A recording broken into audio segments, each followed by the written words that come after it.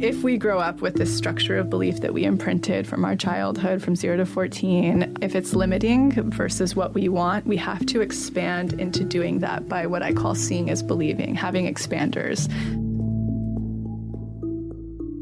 Welcome to the Expanded Podcast with your host, Lacy Phillips.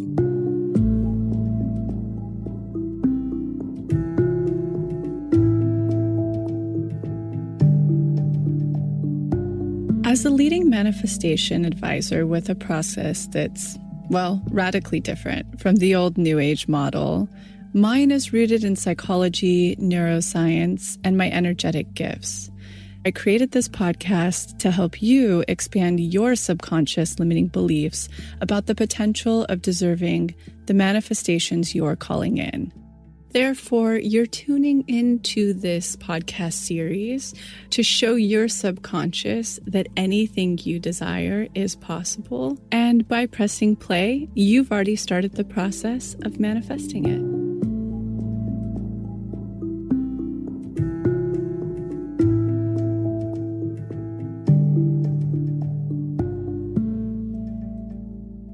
So I'm currently in Scotland right now, road tripping, looking for the next potential retreat spot. What I'm doing on this trip is really exploring the entire country, I guess. I've been to a certain area. So this time I'm really checking out the whole Aberdeen, Inverness, up in the north.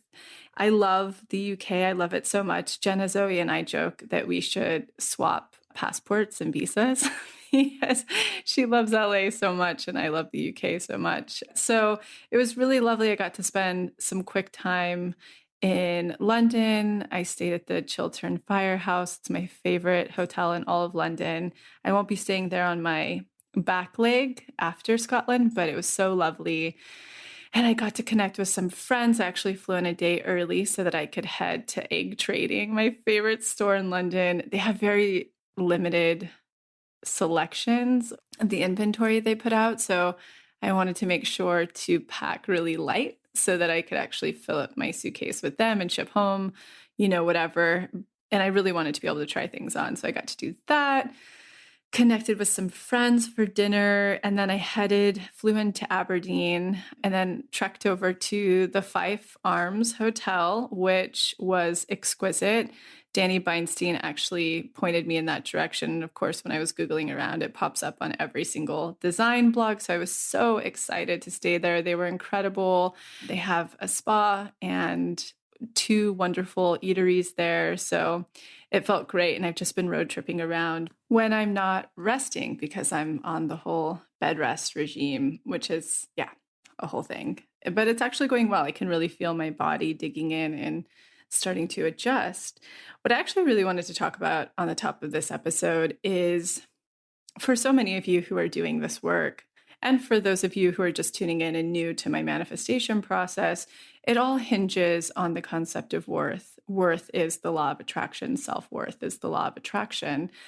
And I think it's so important to break down the energetics of worth because I've been seeing this a little bit in life, in some of the groups. And I'm so empathic to this work that I can feel where people's projections are coming from, their subconscious projections. I mean, not their shadow projection. So that worthiness, subconscious, energetic projection. And I think at first people might have it a little off. And what I mean by that is you'll hear someone say, oh, wow, look, they're really in their worth. They know how to say no to this and that and think that they should deserve this and that. Yes, to an extent. True subconscious worthiness, when you really have it, when you've really unblocked and expanded and embody this worth, it's no longer work to you. You're in your worth to this particular subject.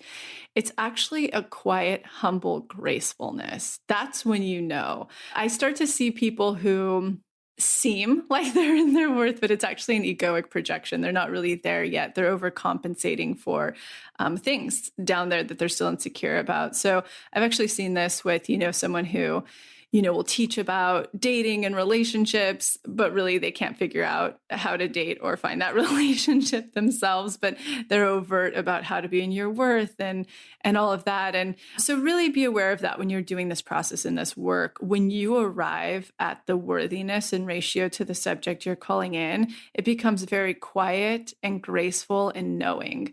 And you can't fake that, right? Like you have to arrive there and you'll know when you're feeling like, well, forget this, I should be deserving of that and this and that, maybe, but also it's time to look and see if you've really done the work to unblock, expand, and be in that space. So that's an energetic I just really want people to take inventory of pertaining to whatever subject you might be calling in right now. Have you arrived at that space?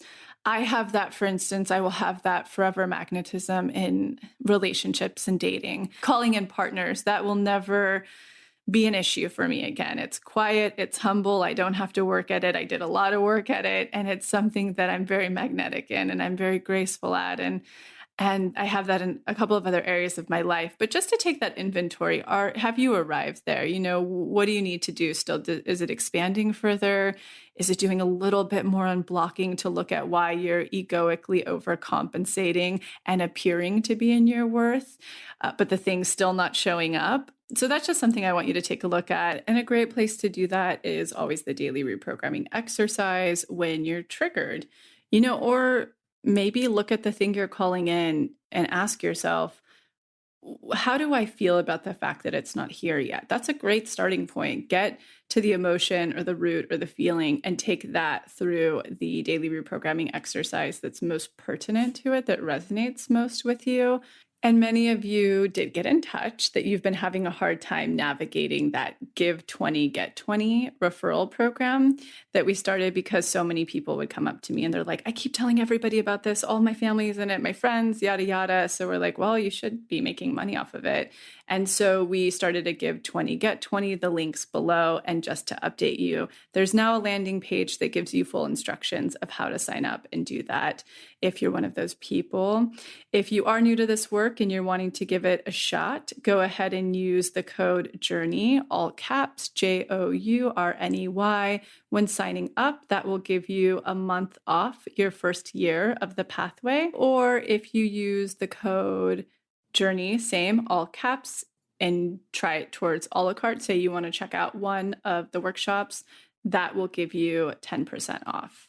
I'm so excited about today's episode. I actually didn't put two and two together when I was talking about sort of the channeling in the beginning of worthiness that I've been communicated to express to many of you in the spot where you may engage in the brand the most. Just a reminder, it's actually really incongruent with today's episode. So I've been getting this channeling to reshare podcast episodes I've been on in the past. And this one's a really exciting one. It's one of the earlier podcasts I've been on, Love Alexi with Alexi Wasser. I think you'll find it so interesting because she was actually my expander to start a blog.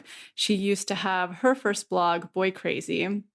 I've gone on to be on 2 episodes of her podcast so far, but this one is really, really wonderful if you're in the realm of dating, learning manifestation in general, a lot of these teachings, a lot of our background in LA. I just think you'll find this expansive for astrology, tests. We really dive deep into shadow and limiting beliefs, and I kind of walk her through the process. So I think it's a really great teaching episode full of information in all aspects of manifestation. So let's go ahead and check it out. If you're not familiar with Alexi Wasser, you are going to want to go listen to her podcast, which is Love Alexi. It's fantastic. She's actually had on a few of my favorite healers, and it's just her awesome, energetic, wild life and bringing on people she loves having, really interesting conversations with. So do check that out after this. And without further ado, let's get in.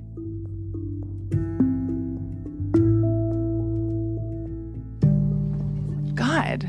Well, where do we begin? I know. Where a good place to begin is actually the beginning. the beginning, but I have to tell you. Are you getting her okay? Is she close enough to the mic? This is good. I want to hear all I'll of just this. make out. Very cool. I know, please. Oh my God, you're in a relationship. Relax, okay? Yeah. Tell me everything. So what's really funny to come full circle Oh my is God, I'm terrified. Don't be. so You'll be scared. flattered. Okay. So I had my very first blog that I ever had. I started at 23 and I'm 30. I'll be 33 next month. But I have to tell you, it was because of a guy I was dating, had a blog, and he was really cute. And your blog was the inspiration. And what you'll learn about today, you were like my expander, where I was like, oh, that's cool. It was totally different. It was like poetry and stuff, but you're the reason why I started blogging.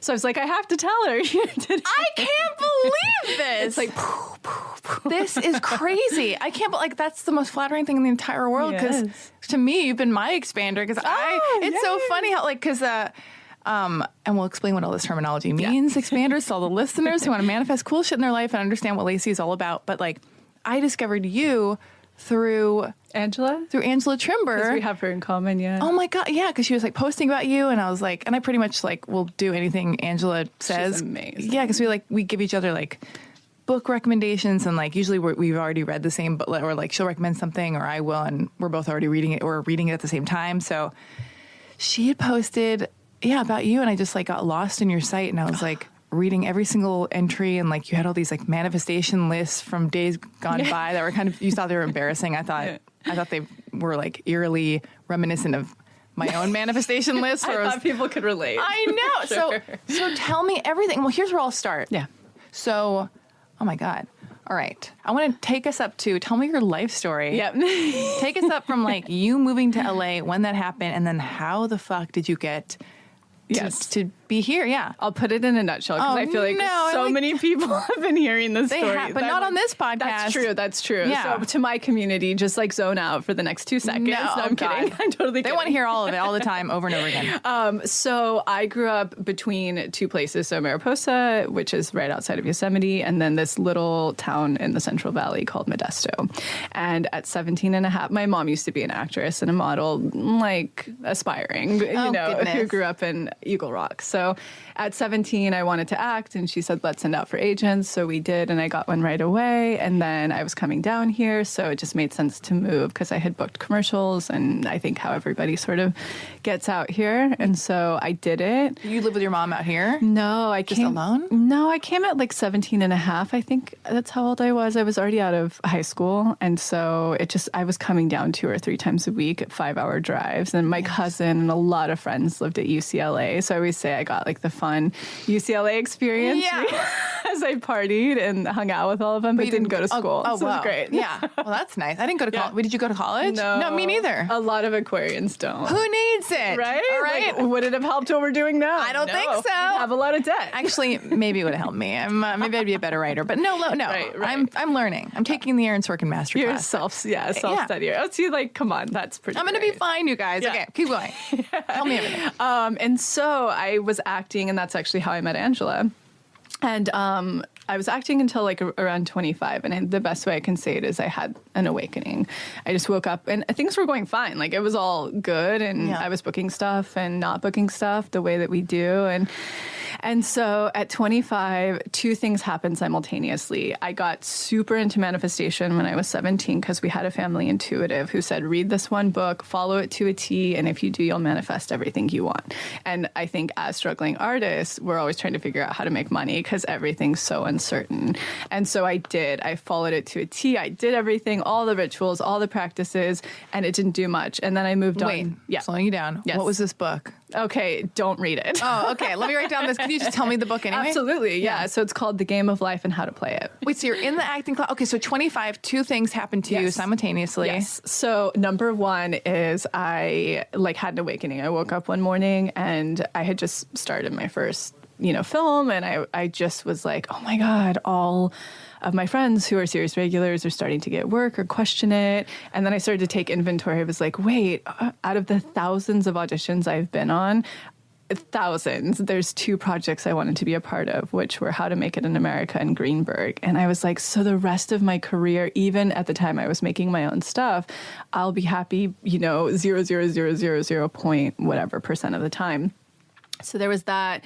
And so I called my dad, and I remember my representation that day. And first I called my dad, and I already had chosen not to go to college, which my parents freaked out about. And then I called and I was like, I'm going to quit acting. And he was like, no, you're so close. Oh, and everybody had that feeling. And I was like, no, I know there's something greater for me. And I know I've only been doing this entirely since I was 17, and I was working my ass off, like studying constantly, that I was like, I don't even know who I am outside of this. This validates me. And so I fired my representation, and that was it. And that same year as well, I had started to notice that even with all of these manifestation books out there that I think a lot of us are familiar with, that I was using, I knew I was a really good manifester, but never in the same ways they were teaching me, which is the think positive rhetoric, the imagine you have it already rhetoric, all of that stuff that I was trying so deeply, but it wasn't equating to what I wanted. But I was manifesting really kismet stuff. And so the same, like not at the same day, but in the same year, I threw both things away.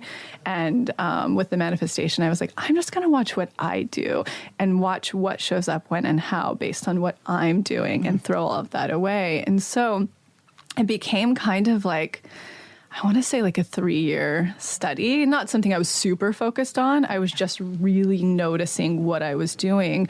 And the biggest thing I started to learn was it didn't have much to do with my thoughts at all. I don't believe our thoughts create our reality. And wow. I always tell people, I'm like, think about it. We think in such polarity all day long. Our lives would be a shit show if we were that powerful, of like with things out of like the self-deprecation to the things we want, to this, to the neuroses. Like, it's just, we're not that powerful. So I knew that there was a component that had nothing to do with our thoughts. But what I did know 100% for sure is when I would grow my self-worth, things I wanted started to show up. So it was like, there's something there. So whenever I start to work with the universe where I'm stepping into my power, and it was actually dating, which we'll talk about a lot of, because I assume your listeners are pretty into that. It's that, but it's turning into everything now. It's turning into... Good. Yeah. Okay, great. So with that, like dating was actually one of the biggest models where I started to learn this, because I think like most women in LA, you know, at that young age when they're dating guys, they're just going through, which I got to witness you back in the day with your blog. They're just like going through it. Oh, I've been so promiscuous. Yeah. I thought I was doing myself a favor, and the guy, I was like, I want this. No. Lucky them. No, it's low self-worth. Oh, no, it is. It is. Is it? Is it really? You know what? It is. It is valid. I didn't need to have a lot of those dicks in my private, okay? I really didn't. Or my mouth. And the guys were super stoked. They were stoked. They were stoked. Okay, so go on. So dating was like the biggest model, you know, and I could play with things when it was dating because, you know, I think for me, I had taken 2 years. I got my heart super broken at 23. I mean, massively broken. Yeah. And more than heartbroken, I think my ego was shattered beyond belief. So at that point, I was just like, my self-worth, my sense of self was completely rocked. And so for 2 years, I was single. I just chose consciously to be single, but I wanted to experiment. And of course, I think like most women, I'm like, well, if the one comes along, of course, you know, I'll get rid of this 2-year situation. Yeah. And it was like asshole after unavailable. All my tests came to me in those 2 years. And so a thing that I believe with manifestation that I started to learn is I believe two things are happening and they play off of each other. I believe, number one, that the universe, source energy, God, your own inner intelligence, whatever you're talking to. Yeah. I believe that the force behind the energetics of manifestation is the only intention it has for us is to grow into our most whole, authentic versions of self. Let me get this straight. 'Cause you're talking a little fast for my brain at this current moment. Yes. The only what? So the only intention for it, like when we're working with another energy, when we're co-creating, so let's say the universe. So when we're working with the universe, its only intention for us is to grow back into our most whole, authentic versions of self, which is what we came into the planet as babies before we were growing up, and all of this pain and shame and societal programming and all these things were layered onto us that made us close down our authenticness. Is our authenticness like, I don't want to say our soul, but like our like when we decided to come into this body. I'm very into Abraham Hicks. I don't know how you feel about Abraham Hicks. It's not my jam because I practiced it for a long time. You did? And it wasn't successful for me, but I'm very, very familiar with their teaching. So we can talk in that language. But do you believe in the, like, I don't even have the language down. Yeah. Speaking of, but like, so that you're like source energy, yes. and then we come into this body. Yes, I believe that. So well, we can that you agree with totally, Abraham. totally. Yeah. Okay. So keep going. So like what I believe, for instance, is that we're souls that have been, either we're incarnating for the first time or we've been traveling or whatever we've been up to in our prior lives, and we float around our parents, whether it's the mom or the dad, and we're trying to come through when the time's right. We're choosing to come through. And so when that soul comes through onto the planet and we take this body, we have an authentic essence about us. It's an authenticness. It's an energy. And I believe that society raises children in a really, unproductive way, in the sense that the way we should really be raising children is watching their little essence unfold and show itself to us and gently guiding that, rather than putting all of our shit, our programming, our wants, our ego, and our need onto them, and then throwing on top of that society's similar structure of success and all the things. You diminish their entire purpose for incarnating.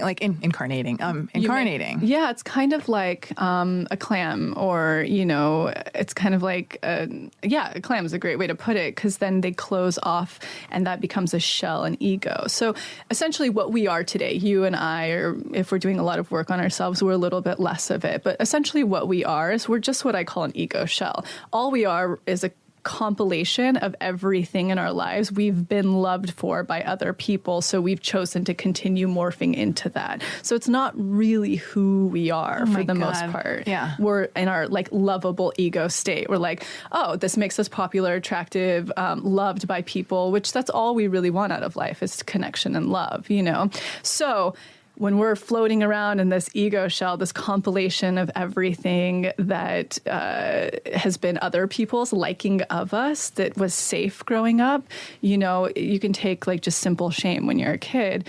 We're survivalists as a species and as children. So when we witness something happening outside of us, or we do something that we get in trouble for or we're not loved for, we're then shamed. And so we throw that into our shadow. We just, get rid of it, because it won't continue. We won't continue to be loved or fed or nurtured if we continue behaving in that way. Does that make sense? I barely understand. So if we see something... So let's take, let's say you came into this body, and let's say you were this artist who's a writer and, creator, actress, and let's say you had been born in Milwaukee with farming parents who thought that the dream and the pinnacle of success is to become a lawyer. And you had all this expression and creativity, but they were like, lawyers make money and artists don't. That's a day job. Let's just say they abused you on top of it. Let's say it's just, emotional abuse. You're going to start to put all of that creativity in your shadow because you weren't loved for it. Okay. So you're going to close off and become kind of this clam who has to go and be a lawyer, and you're going to be unhappy on that trajectory because it's not your soul's purpose. So you're not in your authenticness, right? That's just an example of what that could look like. So most of us are these balls, these compilations of ego. We're just of what other people approved of us or what society has approved of us. That's what we are. So now to reduce that all back down, the universe, I believe its only intention for us is to knock us back in and assist us back to that authenticity. That's being in alignment. That's being in alignment. To speak in Abraham Hicks terms. You got it. That's exactly it. That's flow. That's flow. Okay. Yeah. Let's talk in your terms, but if I accidentally say a term. No, it's great. A lot of people are probably familiar with it. And there's a lot of overlapping with, language and terminology, so that's fine.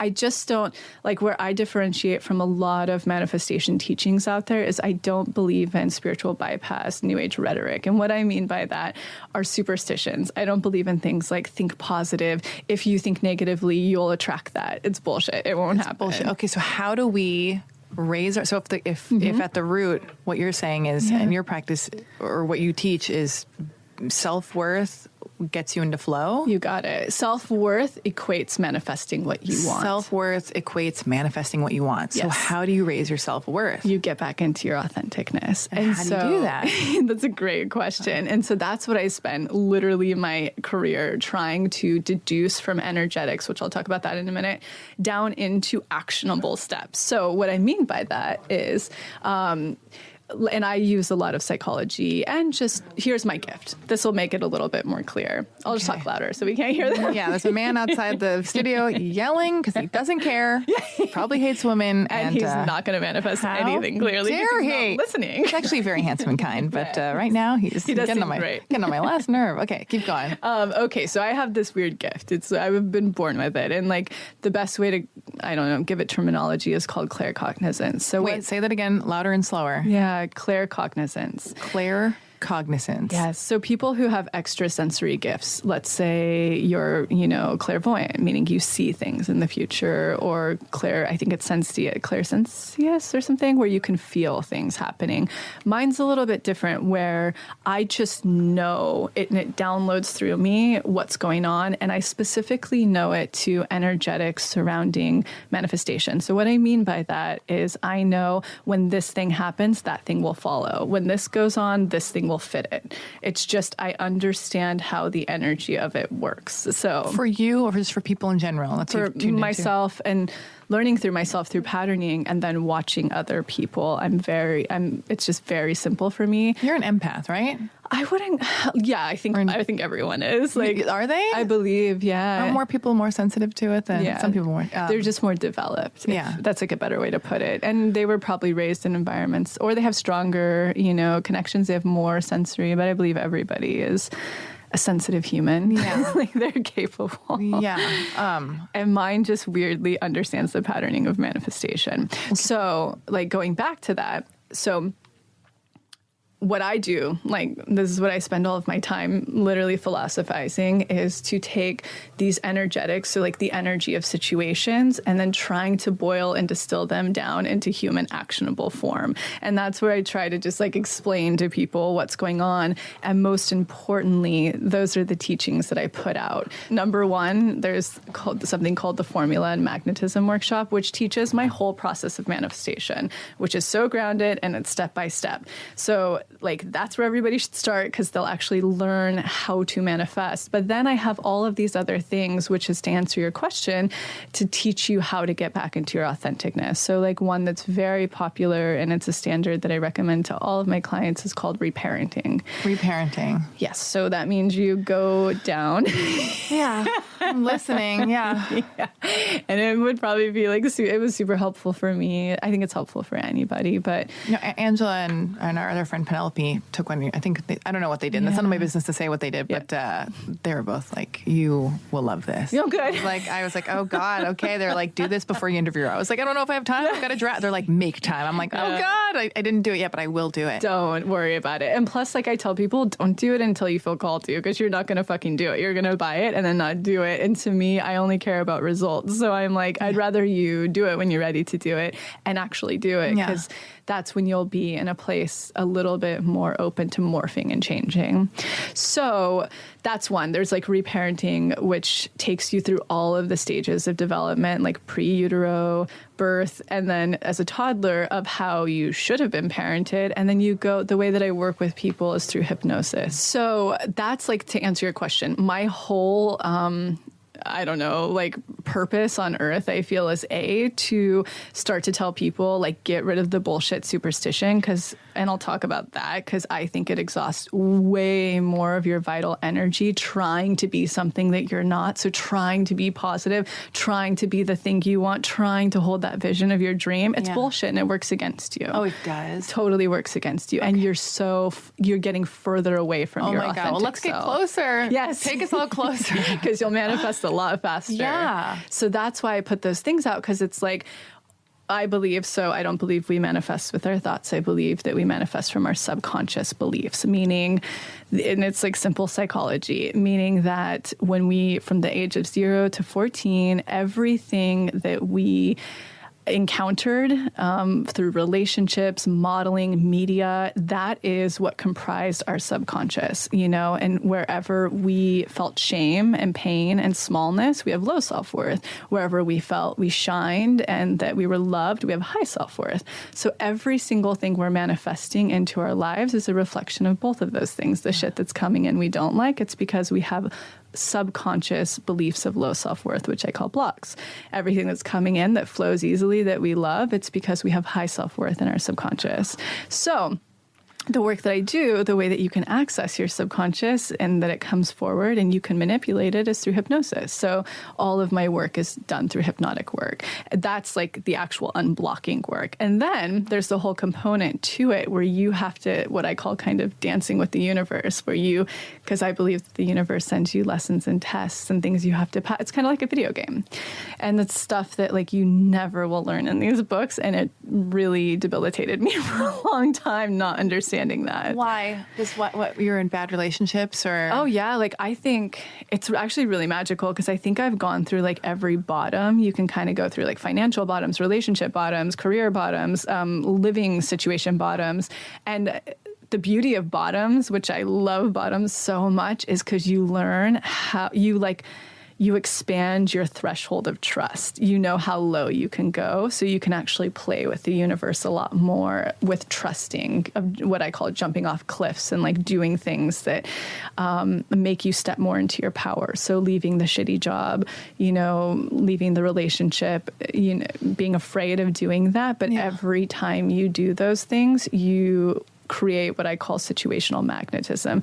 The universe loves when you step into your power. So the moment you start to do that, step into your worth, like turn down the emotional unavailable pattern of a guy that keeps coming through, the universe is like, oh, look who's starting to step into their authentic selves. Thank you for saying that, because I'm going to interrupt really quick because I used to get confused because I've okay.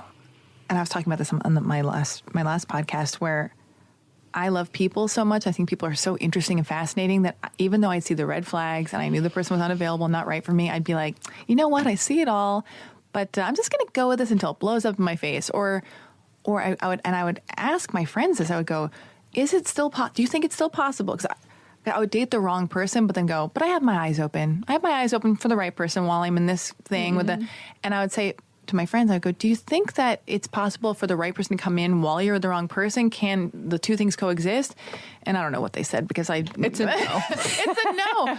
So yeah, okay. Well, that's a beautiful thing to bring up, how that works, right? Like what I believe, if you're calling in your partner, let's say you're consciously calling in your partner, because there's points where you can consciously be single and have a lot of sexual experiences. Again, I think you don't like that. That's not for you. You've done that or you haven't done that. I've definitely been there for sure. Because I'm also like, I'm like, and I know I have friends who feel the same way, and we've talked about it at great length. Like, I'm very sexual. I'm Alexi. I'm Alexi. I love sex. How come men can choose that they love sex and they, can have it and take it or leave it?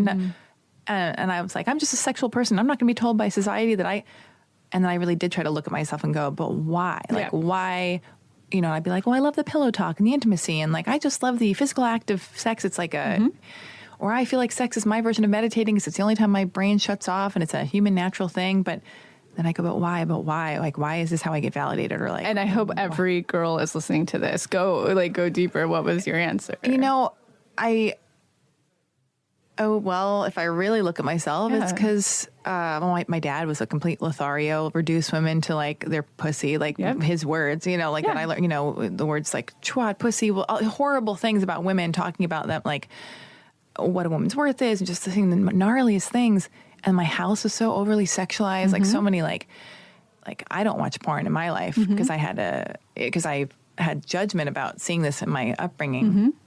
But yeah, there was like porn and vibrators and whips. I'm getting very honest about my own childhood. No, because you're going to help a lot of people right now. Yeah, you're answering it. Whips and porn and dirty comic books, like this comic book called, I don't know, whatever, called like Cherry Pop-Tart, like all these things. And I would like touch myself in early, I had all these sexual experiences, watched my dad just like had all these photos of women, take nude photos because he's a photographer. And I just thought, so I guess. And this is reparenting 101.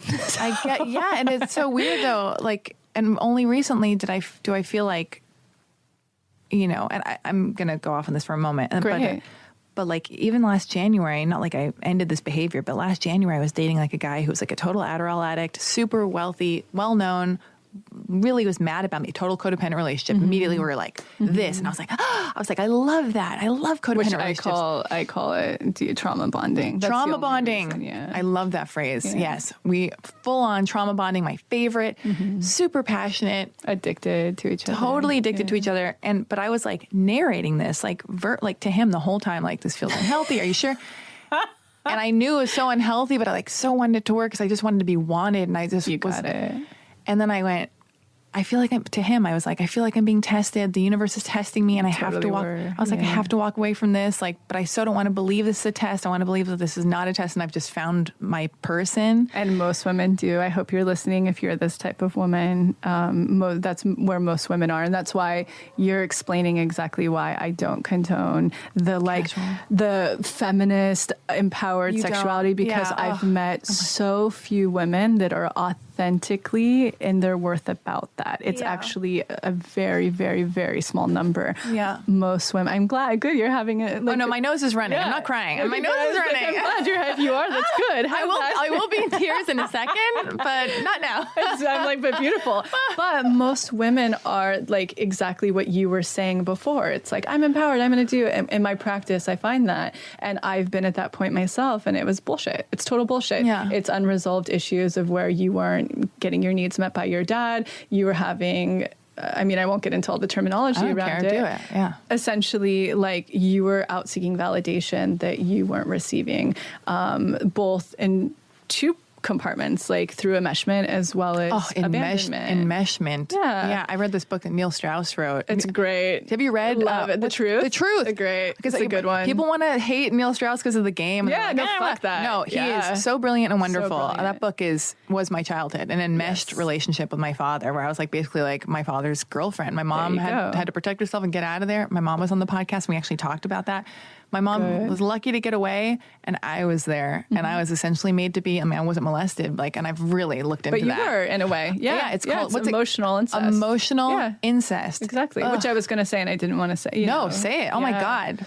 And so most women who are overly sexualized women in any capacity have been exposed to some sort of emotional incest. I mean, there's so many degrees of what they could have experienced around it. Very, very, very few women are in their power about their sexuality. And so when you're working with the universe, it doesn't matter what I'm saying, at all. All that matters is your energetics of your subconscious beliefs that you're putting out there. So if you're on a conscious level saying, like, I'm this empowered woman, I'm going to be sleeping with people, like, good luck manifesting your partner. It's not coming because you're not in your worth. Where your true worth lies is in your subconscious, which is very unresolved, very low, and just trying to seek out that validation and love and connection it didn't receive when it was little.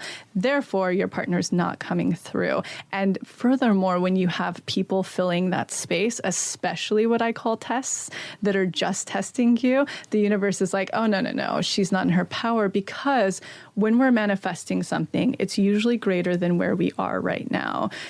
Otherwise, we would have it, meaning it has a greater self-worth than where we are. So we have to grow our self-worth to align what we're calling in. And usually what we want is greater. So in partnership, I'm sure what you were wanting is a committed situation with autonomy and respect and creativity, and you certainly weren't getting that. He's kind. I can trust him. He's loyal. Like oh my God. Yes. Yeah, my eyes are welling up. Yes. And also, I wish you guys out there listening could, like, I don't know what my face looks like, but I have a lot of feelings on I'm just like, yeah, tell me more. Oh my God. What? Yes, Lacy, don't stop. And yet I'm interrupting you. Okay, keep going. No, it's great. I'm fully with you. You're so right on. Keep going. No, and thank you for being so vulnerable, because so many women and even men tuning in are going to be able to connect to what you just said. So many people that are putting out the ego shell of, I'm this empowered sexual person, so I should be able to do whatever.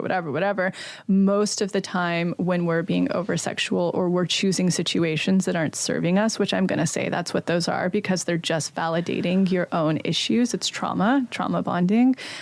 You are continuing to communicate with the universe that you don't deserve what you want. Your worth isn't there, as well as you don't trust the universe is going to give that to you. So that's what I call tests. And you weren't passing them. I wasn't, but it's good. You were living and learning. But I just on my last podcast, 'cause my friend Nora was my guest, and she's a really great writer, director, actress, and a very healthy, wonderful relationship. And I was like, we were talking about relationships, and I went, yeah, I do feel like I've hit rock bottom where I'm exhausted. You're stepping into your power. It's your authenticity. Yeah, I don't want to take shit anymore. That's where you're getting. I don't want to be touched. I don't want anybody. I don't want a casual make. I don't want that. I want something good. Like I really do. And I'm just like, oh God. And this is something so important for listeners to recognize. Like, so when I get clients, and this is so common with women, I see it so much, women in my practice who are, they'll have attracted in a list, because that's how I help people call things in. I don't believe in vision boards. And so they'll be like, he's the list, he's this. And I'm like, where's the red flags? Cause that, and then, yeah.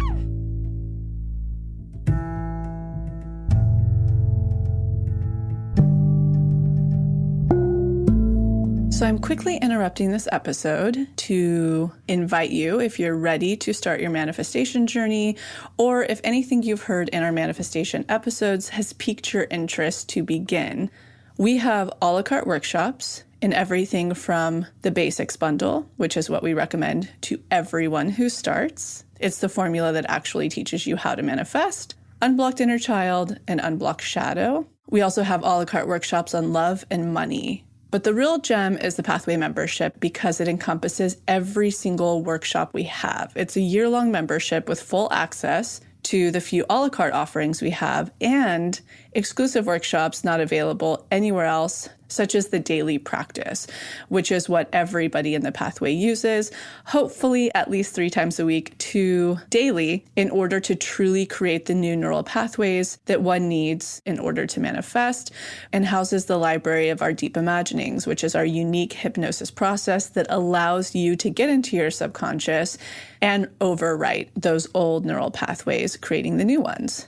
You can use our special code EXPANDED, all caps, EXPANDED, to receive $20 off your first a la carte workshop purchase or $20 off your first month of the Pathway. Again, that's all caps, EXPANDED, EXPANDED. Okay, now back to the episode.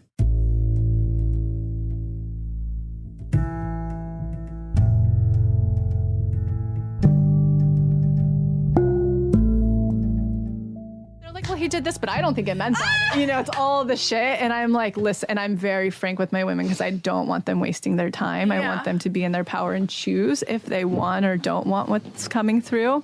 And I'll be like, look, I'm an advisor. I'm not a coach. I can advise you like a financial advisor would tell you what to do with your investments. You then can choose to do whatever you want. So I give them 2 choices. And I'm like, he is a test. He's not your person, but you can do 2 things. 1, you can fucking run into the fire. And I prefer you to do that. I want you to get burned so bad that you hit your rock bottom that you'll never touch that fire again, because you're going to learn your threshold for trust in the universe. And you're going to make yourself so sick out of lack of self-respect that you're going to start to do the work to gain that self-respect. So there's 2 options. And when you do run into that fire and you do engage with that test, all it means is another test is going to come through for you. So your person can't come through until you start passing tests and you start growing your worth. Wait a minute, let me get this straight, because I think I ran into the fire with a test. Yes. We went as far as to go to a Ram Dass retreat together, which was really hilarious. And I love it. Like, he was all fucked up, and you guys are at a Ram Dass and people retreat. Know who we're talking about. Whatever, but like, yeah. I've had a conversation with him. He knows how I feel about the situation. He's fine. And you're so candid about your dating life. Well, so somebody's getting in with it, right? No. Oh, wow. I am not candid with my dating life. Whatever my blog used to be, like, okay, I'm not. I see. I am very, like, the fact that I even said that I went to a Ram Dass retreat with this person who was a test is like a big deal. Not my favorite thing that I'm doing right now. And I'm not, and I want to make clear, like I may have tests. Men may present themselves as test me. That doesn't mean he's not a wonderful man. That's exactly what I was going to say. That man was wonderful. We had a trip. You were his test as well. I was his test. We were living our lives, but together, and like, his words, not mine, but there's him and there's me and then there's an us, and then and that us was not right. And so anyway, I ran into the fire with this person, but it's funny that I ended up with him, and he, because he was going to this thing and invited me to go.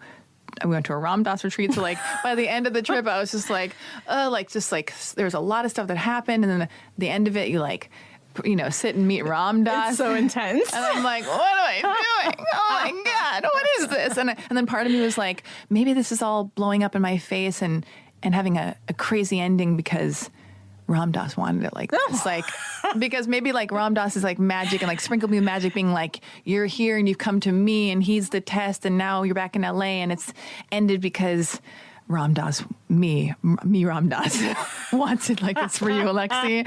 Anyway. I love it. Do you like Ram Dass? I do. You do? I really do. Maybe it was Ram Dass's magic. I mean, I believe, like... I also did acid. And at the Ram Dass retreat? Yeah, I like microdosed acid. Went for it. I mean, that's why I keep telling all my friends, I'm like, I never do drugs. They're like, Alexi, you've done a lot of drugs, especially like with this one person you dated. And I'm like, yeah, because I was on the ride, man. And then like... You're on the wave. And that's why I like did drugs on New Year's Eve, because I had the remnants of this drug from this friend of mine.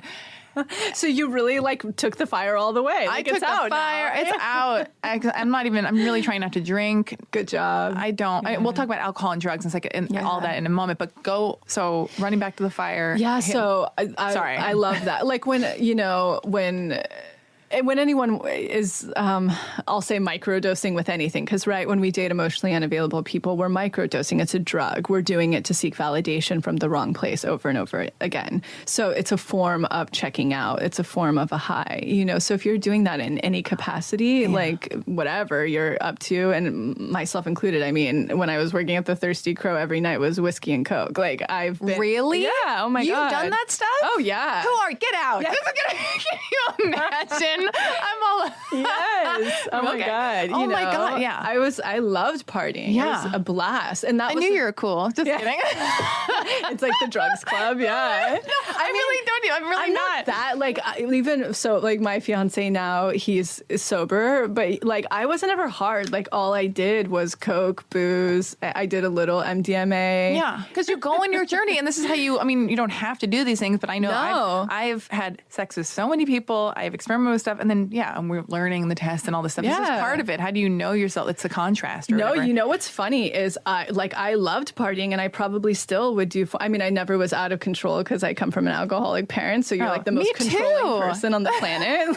So I've never blacked out in my life. Oh, I have. None of that. Whoops. But I loved as an Aquarius experiencing other realms and going to places with people. I love that.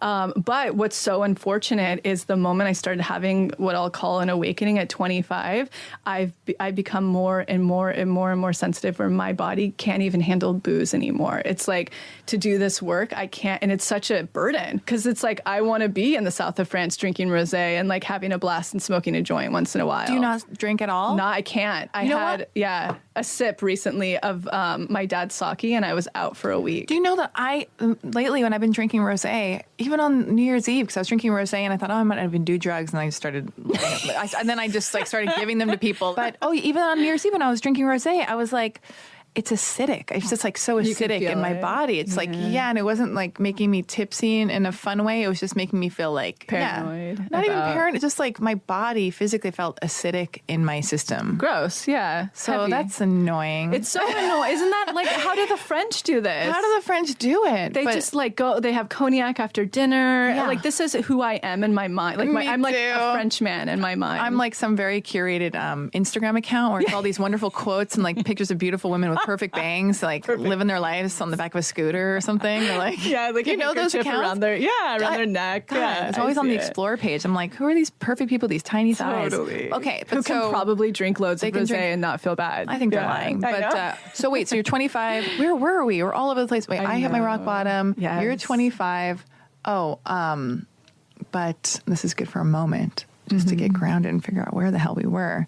But, we have a lot of, tell me more. What were we saying? Yeah, I mean, well, long story short, like with that, I'll finish off that. It just became a burden. Like I can't even have sugar anymore. I have a lot of endocrine stuff. Yeah. And I think the more I don't know, like conscious, the more sensitive we become, like the less our body can energetically tolerate. But also, you need to be available to people. So clear. So you need to be clear. It's like you're responsible on your part. Yes. And I you think aren't. that's been like and you know what's really super funny about this? I still have the list. I think it was 4 years ago, I want to say, when I started like manifesting that I wanted to get married and have a family and all of the things were coming through. Yeah. On that list, I was like, I want to manifest a no sugar household. I don't want any sugar. I don't want to drink. I want it to be this like very clear, expanded person. Clean, yeah. And I fucking manifested it, but like not because I want to. And I'm like, I don't want it anymore. I don't want it. You know, my body legitimately can't handle it. But I also think it's coincided with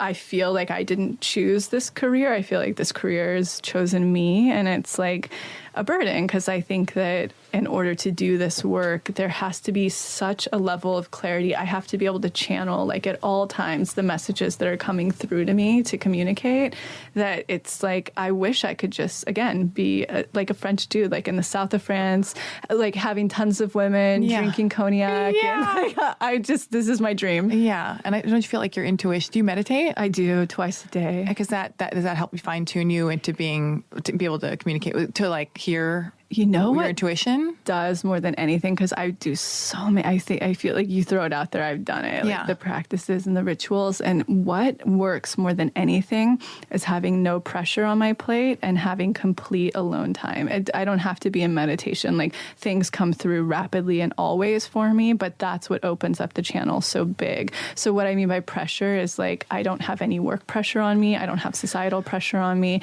as well as I'm in full aloneness.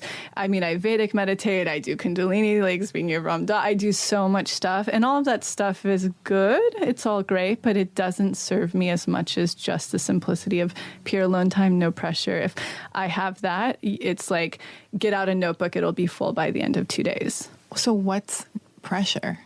Pressure for me, because being like a child of an alcoholic, you become a perfectionist and a control freak. And so pressure for me when it comes to work is my biggest, you know? And so for me, it's just making sure everything's perfect, done, complete. Like, and I just hired a team who I've been able to delegate all of that to for this simple reason, to just be able to channel, to just receive the stuff, to get the creativity, the ideas, the new teachings, and have these people who are even more talented than I am actually carry them out, and they bring so much to the table in terms of creativity.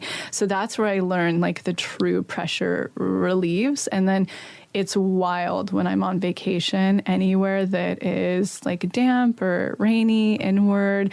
It's like a flood of information comes through at those points. And that's because I don't have any pressure of friendships, of community, of social media. You know, I just got back from Scotland for the new year, and we were always at hotels that didn't have Wi-Fi, which was actually not fun. Not fun. Not at all. Oh, it's stressful. Yeah. So stressful when you know, work in this realm. Yeah. And it was rainy. We were on like estates that were farms. It was pure clarity. But your Instagram was working.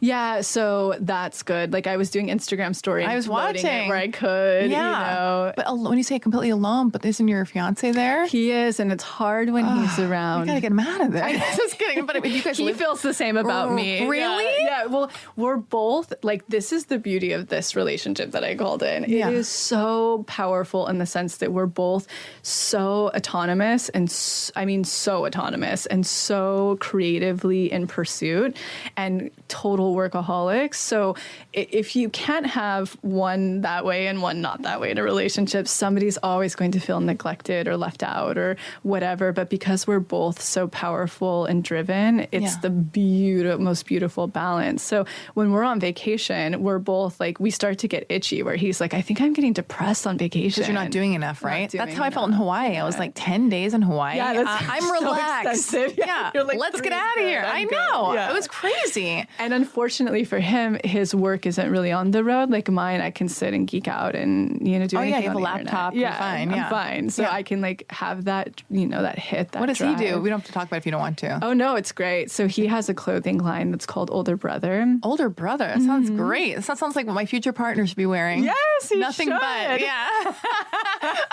Oh, God. You're calling that in. Where is he? Okay. Oh, because another part of me, and then we're going to go, you said older brother? Yeah. I also am starting to put this belief in, like, I'm starting to say, well, why do we need relationships? Are they really helpful anyway? That's me talking. I'm coping. I'm like, 'cause I don't know if, like, I think I need to be alone, and like maybe kids will just get like I'm like talking myself out of having kids and trying to justify like why relationships are actually in fact unhealthy and would mean I'd have to compromise and they get in the way, and nothing really helps you thrive if you're in relationships don't help you thrive. Here's the deal. Like, everybody's sense of relationship looks different, and we as species need connection, period. And we that do. can look different for everybody. Oh, but I want my dream connection. So I'm just talking myself out of bullshit. That's all you're doing. It's self-sabotage, No, right? you're not even self-sabotaging. You're self-soothing. That's what's self-soothing. happening. You're like, no, it's cool. I'm okay without this. I don't need that. Maybe that's stupid. I won't be able to really work the way I want to work, the way I need to work to have another person. But which that's isn't true. It's not true. No, you'll find that and so here's like a really big component to my work. So a lot of these like I call them pop new age rhetoric manifestation techniques are always like just visualize what you want and it'll come. And I don't know about you, but I fucking visualized till I was blue in the face in my early 20s and stuff wasn't coming. Yeah. And again, getting back to the subconscious, I believe that if we grow up with this structure of belief that we imprinted from our childhood, from 0 to 14, if it's limiting versus what we want, we have to expand into doing that by what I call seeing as believing, having expanders. So what that means is, like, you need to go out and find the relationship dynamic that you want. You need to see it, relate to it, and go, oh, I can have that too. And so it has to be actual people that inspire you, that have the dynamic of what you're wanting, specific to your needs. You have to show your subconscious that it exists. Your subconscious doesn't believe that it's possible until it sees it. Yeah. So that's where visualization, you have to see it in the real world. Yeah. I feel like I have that. You do. You have a lot of them. And so here's the component. So there's only three things that can be going on if you don't have your partner.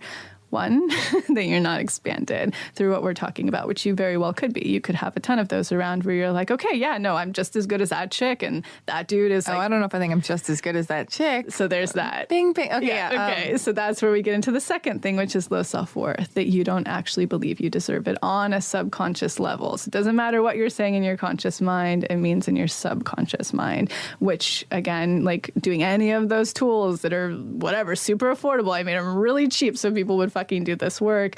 You get to go in a hypnotic state and actually see what you believe on a subconscious level and start to work with that, because it's usually very, very different than our conscious minds of what we believe. So that's the second component if it's not here. And then the third is that you're not passing tests. So it means that you're continuing to settle for the same low self-worth thing over and over and over again. So you said that now that I got rid of the blown up experience that I went through, you're rock bottom. I'm rock bottom. Well, but hopefully. But I'm going to get another test. Yes, 100. You might even get a few tests. So here's how it rolls, right?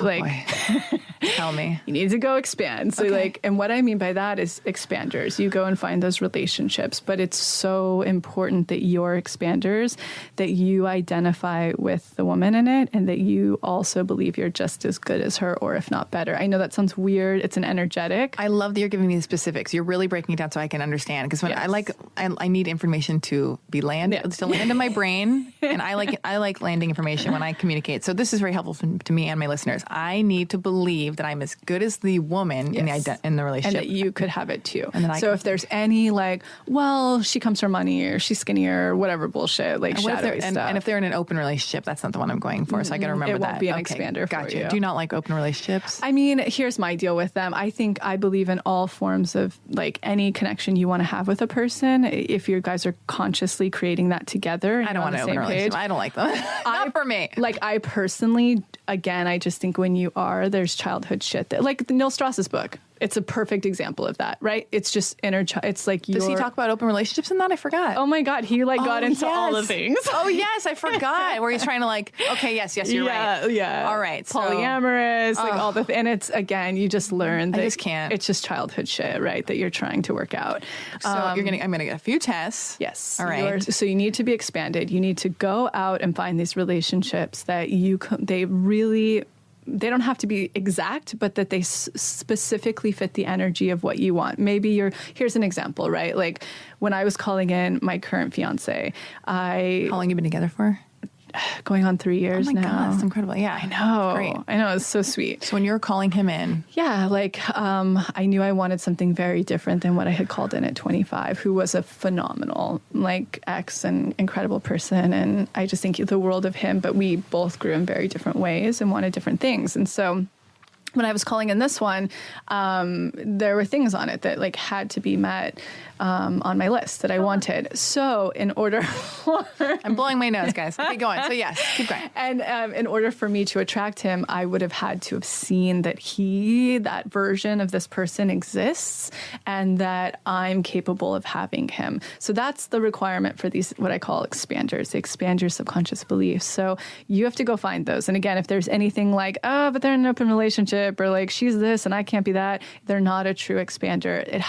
There's an aha moment that happens where you go, oh, well, if they have it, I can totally have it. When you have that, you know you've just expanded. So I always say, like, grab 3 or so of those, because depending on where your self-worth is at, if it's pretty low, you need a few of them, because your self-worth is always going to talk you out of why they could have it and you can't. Oh, wow. Is that ego? It's ego. Yeah. And all ego is shadow. So that stuff I was talking about earlier that you're throwing into your shadow. Yes, okay. That's what ego is. Okay. And that's what most of us are. Most of us are just walking around shadows. That's it. Like we're just unconsciously playing out shit from childhood over and over living over by again. these beliefs that we don't even realize we're living At by. all, that we didn't choose to have, that we don't want. Exactly. And this is not a joke, but I don't know if this is allowed. I use couples on Real Housewives as potential expanders. They better not be. No? Is that what you want? I think they're like all divorced and happy. No. Ken and Lisa. Oh, I don't know. I don't watch it. Okay. I've caught a few episodes of the LA one, and I was like, shit, this is intense. I love these shows. And I'm like, Ken and Lisa Vanderpump. If they have it, they seem great. So TV, great. This is a good note, because actually TV is a phenomenal place, especially for relationships, to find expanders. Why? Are you serious? 100%. Okay. Why is because when we're watching TV, we go into a hypnotic state. We go from what our conscious state is, which is beta. That's what we're in now. And we go into either alpha or theta. When we're in that, that's when our subconscious comes forward, and it can't tell the difference between what's real or not real. So when it doesn't understand, it's our limbic brain, our prehistoric brain. So it can't understand that this is a TV show and it's not three-dimensional and any of that kind of stuff. So when you're watching Ken and Lisa and you're like, oh my God, that exists and he treats her like that and that we could be rich and all that stuff, your subconscious is registering that as like, oh, that's possible. Is it the quality of the relationship, or does it matter if he's like much older than her, but they seem very happy? Is it as matter? I always say you can get like fragments. I want this is like the quality of the relationship. Okay. And I have that with lots of other friends where they make stuff together. If you want a guy with money or whatever, if that's your thing. And again, when you're manifesting out of ego. I want more than that, you guys. Like, not just, I don't want, like, okay, Lacy's like, so you, let's get real. I know. I mean, that wouldn't be the worst, but I'm just, I want to laugh. I want to be inspired. I want to make stuff together. Yeah. But like not have to be stressed. Yes. I want my plate clean of stress, but chef, like, whatever. That's not weird. Keep going. Not at all. Okay. But so if you want, you say fragments. Fragments, but like going back to actually just this conversation, also it's so important to get real with yourself of what you do want. That's getting back to your authentic self, and it can't be ego. So I'm super lenient on what ego means too. It doesn't mean becoming a monk who's very evolved in the Himalayas. To me, it means that you're doing it not for exterior validation, but to again feed your authentic essence. So here's a really superficial, like totally relatable example for a lot of people. Say you're manifesting, I always use this one. Say you're manifesting a trip to Iceland because like you want that fucking Ram Dass ex to see you there and how cool your shit in life is now. Oh my God. Wait, on Instagram, you mean? Yeah, on Instagram. Okay. Right? Okay, let's he do unfollowed that. me, but whatever. Right. But he probably, I'm sure, stalks you still. He looks sometimes. Yeah, okay. Sure, it has to, right? You can see by who's popping up first and shit. Yeah, that's right. Okay, so yes. Let's say that you're manifesting for that. That's two things are going to happen. Number one, it's not coming. Or B, it will come to blow up in your face. It's going to teach you a lesson to knock you back in. It's called a test. It's going to knock you back into your authentic self. So whenever you're manifesting out of that, it's very unsuccessful. But if you, like me, I kept getting, I called them pings, like a download. Mid last year, I was like, Scotland. It would come up in my dreams. Like, you got to go to Scotland. There's something there for me in Scotland. I don't know what it is, but it's like my soul's being siren there. So like, let's say that's happening for Iceland, and it's because you have to see the landscape before global warming ruins it. If you're manifesting that, that's from your essence. So don't be like, if your essence feels like it needs luxury or whatever, like, don't deny yourself It that. needs luxury. Great. You know that. So fucking manifest that. Like, Luxury. some people don't care about that, and that's okay. Yeah. It's in my chart. Like, when I get my Vedic astrology readings, it's like, you are someone who's supposed to be around luxury. You will always have money. Like, period. I put this on my story yesterday. I burned a quesadilla I could barely make. Yeah, I could barely figure out how to make a quesadilla. Tried to make one in my oven. It went up in smoke, and I was like, I am just meant to order takeout. Okay, I'm just meant to make a lot of money. Yeah. And eat at restaurants. Or have like a really healthy chef. And have a healthy chef. Jesus, who can like take breaks and you go out to restaurants. I know. Exactly. I mean, whatever. But yes. Okay. So yes, be honest and like in alignment with yourself when you're not, you don't need exterior if it's for exterior validation, for things to notice you, for you to get love, it's just not going to happen. I understand. Yeah. It's going to blow up in your face. Okay. So there's that, right? Now I don't remember where we were at. Oh, you're talking about, find exterior examples in TV. It's like, it's okay to find those the expanders. Okay. Oh yeah. So back to you dating and your list. Right? So there's a lot more that goes into dating that people will know, but for you, there's 3 components you need to know right now. Is A, you need expansion. So until your subconscious is seen to believe, there's no space for your manifestation to actually come through. Just the same stuff can show up because you're not expanded. So that's one part. Second part is you need to be doing the subconscious work to raise your self-worth. So, okay, because that's really interesting because I want to do that because I did a list a while ago where I went, what are all my unconscious beliefs? Because I felt like I could pull them up, and it's like you're going to be blown away when you get down there and start to see. I was like, men hate women, women are idiots. Yeah. You can't trust blah blah. It's okay for other people to be successful, but not for me. Yeah. It's allowed, but not for me. Yeah. That's all bullshit. I'm supposed to struggle. It's going to be like this forever. I'm weird looking. I am totally. This. This is all called shadow. So, but if I'm able, I mean, I'm sure there's a ton of other shit. There's so much. But if I'm able to pull it up. Okay, so you take it. So you're about to say it. So you got to look all at the that. things you're listing, which is really important. More. Okay, I'm sure it's a long list of why we could hate ourselves and think we're not worthy of something. It's all called shadow. So what that means is when you were little, you learned these beliefs through you witnessing, modeling. It sounds like your dad and how he treated women, and then also your mom. I don't know much about her, but I'm assuming she wasn't an expander for you. And so I know, but she's probably great. My mom either. My mom's amazing, but she's a raging alcoholic, and it just means she hasn't worked out her shit, but she's an awesome, beautiful heart. So you have all these things, and then you were raised in LA.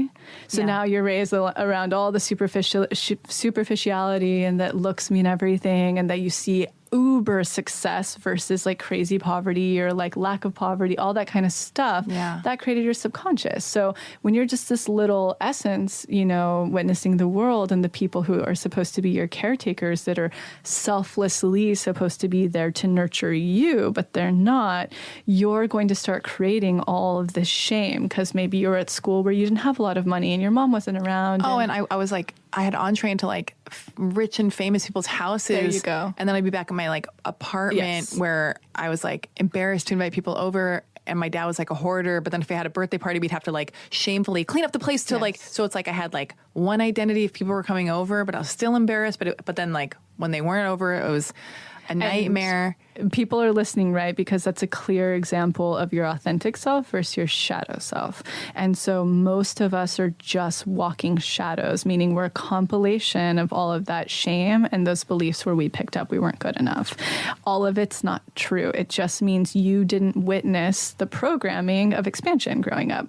We can be anything. Like I've worked with so many different types of people at this point in the thousands that like anyone's capable of anything. Anybody can manifest. So you bring up the shadow beliefs, right? The So there's unconscious. How do you get rid of them? So here, there's a shadow workshop that addresses like just this shadow, and you're going to go through all sorts of shit in there. It's going to be like, you're going to do a lot of hypnosis to meet your shadow self. You're going to work with your beliefs and start to actually be able to define them through hypnosis and through journal prompts. You're going to really start to figure out, Jesus, this is what they are.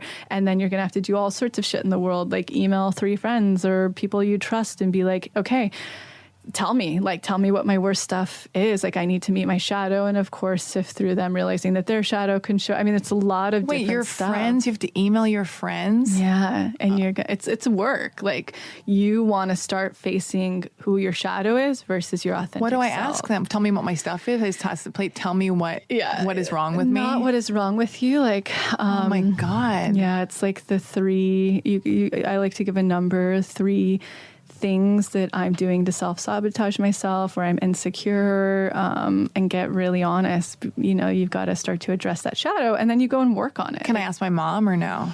The thing is you want to ask people who are balanced enough to give you correct information. Oh, I have like lots of bipolar friends. Yeah. Is that not allowed to ask my bipolar friends? That was the most earnest thing I've ever said on my podcast, because I'm not even joking. No, here's the deal with manifestation. I always tell people, like, if I get people who come to me and I can sense borderline or I can sense delusion, I'll be like, look, I'm wasting your money until you are in a place of wanting absolute pure clarity. Manifestation and getting in touch with like true, like not even getting in touch, deprogramming to become your authentic self. You have to be the most, you can't be a victim. You have to be open to total brutal self-awareness. If there's any form of delusion, it's a disservice, because you're just not facing the potential of what you can be manifesting, nor are you going to manifest. So don't ask them. Okay. Because they're not going to be able to give you the grounded, true information. Don't ask my mom. Don't ask them. Oh, God. Yeah. I feel like I'm already aware of so much of it, but I guess it really will help to hear it. And like for someone like you, where it would really benefit is to like actually get down into the hypnosis and bring your subconscious up and start to actually see, because it will blow your mind. So the 2 that are the most important are shadow and reparenting, because everything we manifest from still over and over and over, the patterns in our lives, which you'll learn how to break that down, where you'll be able to look at every guy you attracted in and be like, oh my God, this is why I attract, this is my pattern. When you're in the reparenting, you get to actually open up the window to every single thing you're manifesting in your life right now is completely just a pattern from childhood. And then you get to pull it all up and start to reprogram it through neuroplasticity. So like nothing could be more advantageous when it comes to manifesting, because if you're expanding, you're doing that, and you're passing tests, you're manifesting. And that's where it's like things like these books out there that failed me for a long time, they're just not helping anyone, because when you tell someone to think positive, delusional. You're delusional. It's delusion. You stay in your comfort zone, nothing changes, and you don't manifest shit.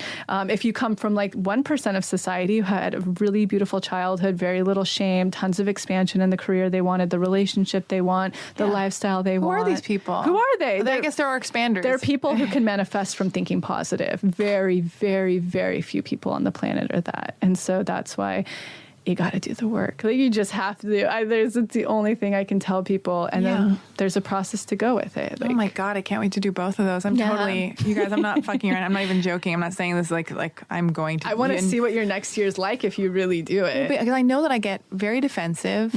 And that's just your shadow. Our ego hates dying. Hates dying. I think everybody hates me and is mad at me. Because I was always like, Daddy, are you mad at me? Are you mad at me? Codependent. So I think people are hating me, mad at me, and then I get defensive from that. I get angry very easily with men. With women, I just get very like hurt, but I probably have acted a weird way to them in defense, and they're probably reacting to that. You know, like I have an ability and a desire to look at myself, and I feel like I have been for a long time. Like I've actually You're a very grown, self-aware person. but like, but like a part of me is like tearing up, because not even because of what might pop up, but because like I don't want to do the work, and it's scary, and I know that I have to do the work, and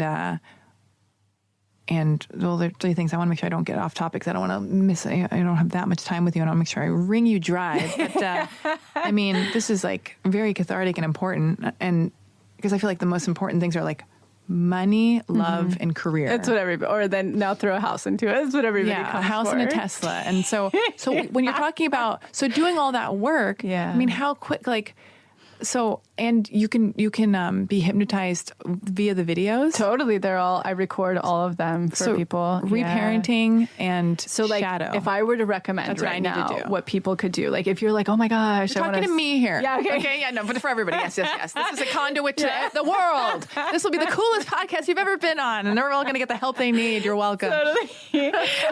So I always tell people start with the formula and magnetism workshop. Why? It's a digestible 11-part videos. It's exactly what you would get. 11 parts. Lacy. Yeah. It's how long? How much? It's each one. 5 minutes. Okay. So you can digest it in a couple of hours, one day, whatever you want. I'll do it. You learn the fucking manifestation process. It tells you how to manifest. Then what you're going to learn in it is that you have to go pull up your subconscious and you have to start working there, because you're going to learn all about expanders and all those kind of things in the workshop. A lot of people don't want to do the work. They want the fast. I don't want to do the work. A lot of people don't, right? It sucks. It's not fun. I think it's super fun because I manifest so much when I do the work. So it's become very fun for me. As same for other people, when things start to show up, they're going to be like, they get addicted to the work because it's like, oh, this is helping. Things are coming, But when you're first there and you're looking at your stuff and going through it, it can be hard. But the beauty is in most of them, right? So if you're in reparenting, one of the first things you do is you meet your magnetic family. So it's one of them, everyone will text me and be like, I'm bawling. I didn't want it to stop. It was so magical of what could have been in my childhood. Oh my God. Because you're starting to reach your authentic self. That's just a connection with your authenticness. So it's not all super heavy lifting and crazy. There's so much beauty that comes through it, breakthroughs. And the most important thing is that you're reprogramming your subconscious. Yeah. But okay, so you do those two things. You start with the first thing. Start with the thing just to learn the process of manifestation. And that's going to be different than think positive and visualize, all this shit. It's going to be this is what actually works. And it's very grounded. It's simple psychology and neuroscience and my own process. Then you want to go right into reparenting is what I would suggest. How many of those? How many?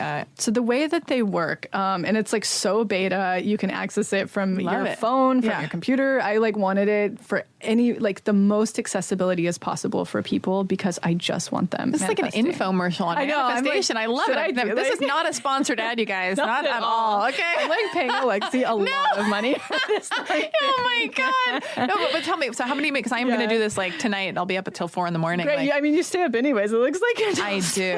I really do. You might as well be productive with know. This. I'm serious. Okay. So so what you'll do is I would recommend is reparenting is the first thing. And the way that you can call them modules. I don't really do that, but they all have days attached to them. So reparenting is 8 days. It takes 20 or 30 minutes a day. You can do it all in one fucking day if you want. Yeah. I just space them out for days because some are heavy and people need space to process and digest. Oh, that's nice. Yeah. So, and then a lot of people will be like, I want to do a couple of them. What should I do? And if you're doing 2 at one time, say you're doing shadow which they correlate really well together. Shadow. Oh, you can do them at the same time? You can do them at the same time. One each a day? One in the morning, one in the evening is what I tell people. That's a good way to space out your brain, your subconscious, to allow it to create those neural pathways and start to process and do the work. And when you start this work, I just like to caveat this for people. Shit's going to come up for you. It's like when you do a juice detox, right? When you're doing a juice detox, all sorts of shit happens. Toxins are releasing and you're getting headaches and chills and all these weird things. It's kind of called the Kundalini flu. When you're doing this, an energetic detox can happen. So things you can start having really wild dreams where you're processing all of your stuff. You can get the flu. Things can just happen to you because what's going on when our brain controls everything in our body, right? So when we're in a hypnotic state and we're creating these different memories or healing old memories, what's happening on a deep, deep cellular level is we're releasing old energetic trauma. So it's like releasing toxins. So I always tell people support yourself while you're doing this work. Epsom salt baths, massage if you can. Give yourself an Abhyanga Ayurvedic massage. It's free. If you have a 12-step group, if you have a friend you can call if you need it, if you do Kundalini, there's this really great Kriya called Fists of Anger, which you can just Google on YouTube, and it helps you move that energy around, or get a fucking baseball bat and hit it against your pillow. Yeah. But if you're needing support while you're moving this energy, just do it. And people like, you know, some things can get heavy for them. For me, I like to just move through things because I see such incredible stuff start to happen when I do just sit and move through it, that I'll be like, if you need to take a tiny break, take a day or two, but it's kind of like your yoga edge, like get back in it. Like, don't give up, because if you're really wanting to manifest, this is what's going to do it. It's growing your subconscious self-worth. That's it. It's expanding, growing your subconscious self-worth, and it's passing tests from the universe. Like, that is, in a nutshell, those are the most important key components to manifesting. It's not visualizing, it's not thinking positive, and it's certainly not like sleeping with the guy. Like, it's just not. Yeah.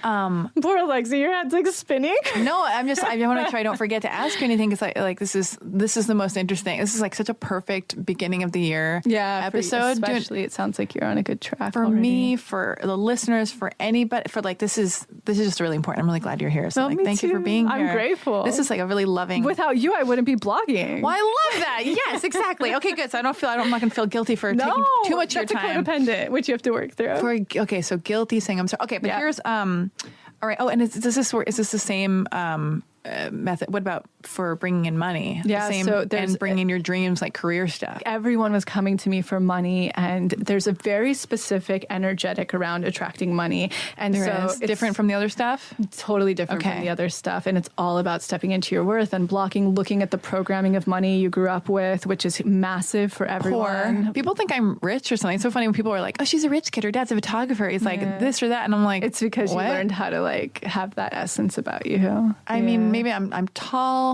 I learned how to have. Maybe I like copied good style, or I found people. Maybe I looked for expanders at something, like to be like, I want to be fancy like these people I see on television, or that's what the. But yes, so the money is a different energy. And so it's a total energetic. And again, like I thought about this. I was like, I can make, so many people were coming, and I was like, oh, we're wasting a set. And I know I say wasting a session because I feel like I have it all figured out. And money is like the least hard thing for me to manifest. Oh, really? Days. Relationships, like all of it's mastered. Money, relationships, rub career. that shit off on me. Yeah. Like that's right now, like manifesting a baby is a whole nother thing. Oh, wow. You know, yeah, so that's exciting. Yeah. It's super exciting. But the money thing, once I figured that out, I was like, fuck, this is easy. Like, whoa. Tell me. So you have a class. That's it. I created like the same thing. It's an unblock that teaches you the energetics around career and money, period. Like, career and money is one thing. Yeah, it's there. So, and here's another really like mind-blowing thing. Yeah. Where you're blocked in relationship, you're usually always blocked in money. They're the same usual, like they always correlate to each other. Oh, really? Why is that? It's just a worth thing. And even if you look in astrology, like my astrologer, Danielle Beinstein, will always say this. She was like, you have the Venus and then you have the houses of money, and they're usually pretty attached of money and love. And if you look at Kundalini or something, right, the Kundalini energy, it's a sexual energy and a creative energy. So they're usually always pretty connected, that root chakra, that worth center, that when you start unblocking one, you start unblocking the other too. And you'll find people who are usually broke and single. Like it's usually a similar broke thing. And single. Isn't that a TV show? It should be. Isn't it? It probably is. It hasn't it been 20 times? It should. It's fascinating. It's universal. People can relate to it. Totally. Well, that's interesting. Yeah, because two questions I have, and I remember at one point, I mean, there's a time in my early to mid 20s where I'd be booking 20 commercials a year. I'm not even kidding. I'd be making like $250,000 and I'd be making so much money, and it was just like happening. Mm-hmm. How can you go from that? Like what changes? Because if I wasn't doing the work and I was just in a mood, or I thought, because I used to go to commercial castings and be like, because I don't know, for any of you out there who don't know this, or who care or don't care or whatever, a big portion of like the money I make and have made my entire life is I'm like a professional commercial actress. Yeah, like, totally. So that's just like my day job, you know? Mm-hmm. And I would like get to a commercial casting, and in a loving, cocky way, probably people thought I was a dick, but I'd be like, well, I'm here, guys. You should just take off. Like, I told the girls in the casting room that like as a joke, but I meant it. Like I truly believed it. You were so confident in it. I was so confident, and I booked nonstop. And then, I know the commercial world changed, but also, but I don't know what happened to me in relationships or with work stuff where I like or maybe like I've sold a bunch of shows and they didn't go. And I think at some point along the way, and I'm only waking up to this now, I don't mean to be so personal. I don't want to like, no, this is great. This is great because it'll help a lot of people. And I'm being vulnerable for my listeners. I'm just, let me be, that's also a big goal for me for a long time with my blog. That's really where it started was, and just who I really love being not the butt of the joke, but like as raw and you're the guinea pig. Yeah, let me be that for people so they can feel less alone. It's the best and you can thing learn to through be. me. Yeah, like that will always bring you the most success. And you always. do that. Totally. Like, so yeah. I don't know what happened if I fell down too many times. I didn't realize how it was affecting me. Like a show not being made, another show not being made, not getting the job, testing for a show, punching that, and you're on the ground. And same with love. You're on the ground, and then you're like, you got to pick yourself up again. And then all of a sudden, just like money wasn't as much, and like I'm getting disenchanted with so why was it all flowing? Then why did it all stop? This is layered. So and I would have to like take you under and look at some stuff specifically, but off the bat, I can answer a few things for you. I love that. Whatever you're comfortable with. So if we probably looked at like the timeline of when you were that age, again, when was the first time you booked a national or a commercial? God, probably when I was like 15, 16. Great. And did you make good money off of it? Oh God, yeah. So that there you were expanded in that moment. You were like, oh, fuck this. If I do this, it means I make this. And so it was just totally open and flowing and expanded for you. No problem. So you were confident in it. You had your worth. All that stuff's intact. Now, start to throw on years of things in societal programming like aging. I'm getting older. I'm getting this. I haven't become successful. And then maybe you had layers of programming of like, oh, well, I'm just like a commercial actress. I shouldn't tell people because I want to be a real actress, right? Like there's that programming going on. I'm a writer, right? I don't want to be at this commercial casting. Or like an actress like everyone else, like all these bullshit. This is all ego that's happening, right? That's starting to play on.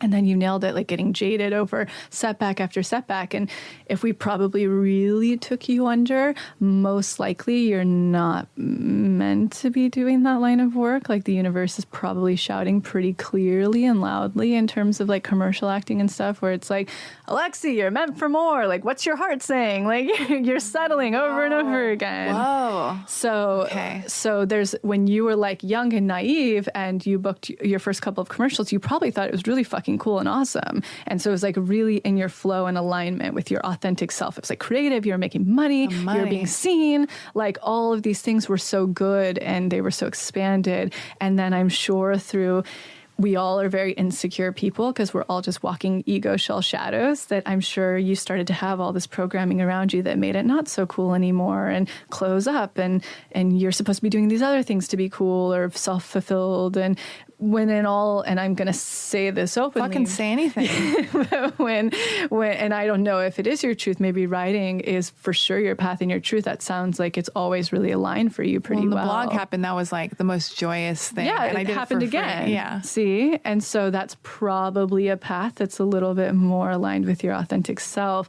So when we continue down paths, say it's like dating habits or career, and they're not fulfilling our soul's essence, like our authenticness, the universe is like, they're too afraid to step into their power because we came through to do things, like very divine, specific things. But we have all this programming that tells us we have to be doing all these other things. If we weren't that 1% that was fortunate enough to be with the parents who guided us into our thing and really built our self-worth, and right? So most likely there's like quite a few of those layers going on for you that you're not like fully closing off the things that aren't serving you. You're not totally in your power about the thing that is, and you're not passing the test. Plus you have all this programming of why you're a failure, whether I'm sure it's age or jadedness, or we all have all of our different versions of that as we get older. So those layers are what I call your blocks, and you need to go expand into what your authentic essence really wants to do in career and get rid of the stuff that's no longer truly serving that. Same with dating. When you'll start to learn in the relationship one, which I'm going to make you do. I will do that. For sure. I'm not kidding. You're going to learn that it has to be a heavy no for anything that comes along that has any red flags and is not your list. And I am so cut through with people. Again, it's like, if you want to run into the fire again, knock yourself out, but you're just going to be met with a lot more tests. I don't want to. Same stuff in a sort of different way. It's a different energy as in career. So that's why you can find them usually blocked in both, because there's so so out of alignment with their worth, Oh my God. expansion in it, and on their authentic path and being true to it and not fucking settling for anything less. It's so interesting that I almost died in a car accident. I was like, When? It was like May Yeah. of 2017. Last year, it sounds like the universe has been throwing some pretty big, like, wake the fuck up. Everybody or No, to me? you. How do you know? Because you had the guy that was like one of your bigger crash and burns. If you got in an accident, like the universe is like, Alexi, you are here to do powerful things. Can you please fucking start stepping into your authenticness? Okay, Lacy. Oh God. So, wait, but what were we talking about? We were talking about The universe is telling you to wake up. So I got in this car accident and I did like 6 donuts on this very high up freeway, and I like went backwards careening towards the guardrail, and I thought you were on the freeway. and I just did 6 donuts this fast, and then I went backwards, and the guardrail was like, you could go jump off this freeway to commit suicide, to jump down to, and as I was careening backwards, I was just like, I was talking to my angels, because I do too, all the time. Yeah. and just like slow motion, me with my bangs. I was just like, I went, oh my God, is this how I'm going to die? Yeah. Because we're all going to die, but you don't know how you're going to die. Yeah. Uh-huh. And then I was like, angels, no, I don't want to die. Yeah. I didn't get to make my movie. Yeah. See, that's what you're supposed. What else are you doing right now to support yourself? We wait for a movie, you mean? No, aside from your movie. What do you mean? Like, is your movie your sole focus? What you're doing? Is that your pet? Like, I mean, I'm like completely obsessed with it. That's all I've been great. working. But then when a new thing I've been thinking of, and then I will stop making it about me and throw it right back to you, is because you're talking about the acting thing, maybe that's not in alignment, because I wrote this movie for myself to act in, and now as I go, I've been flip-flopping.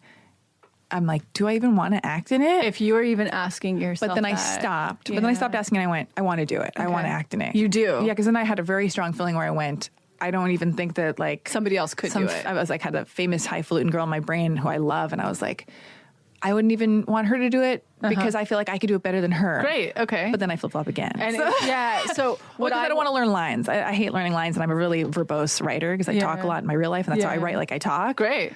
But I'm like, I don't want to learn. I won't even be able to remember my own lines. I would do a hypno because, like, here's the deal. I don't know on what the this answer one. is, Lacy. No, and like if we were in session, I would probably tell you like you need to attract in that person to play that part. I need somebody else to play the part. Really? Yeah, well, I mean, we would You're have telling to be me in I need to. session. But is there any world in which we live in where it's in alignment or in flow where I do play the part? Only you know when you get deep down where no ego is answering that question. Yeah. Because when we can start to just get in the place where we aren't doing anything out of fear, out of this, or maybe I'll be seen or no, whatever, or controlling like, oh my God, I've got to do it better than others, or whatever the thing is, all of that isn't magnetic.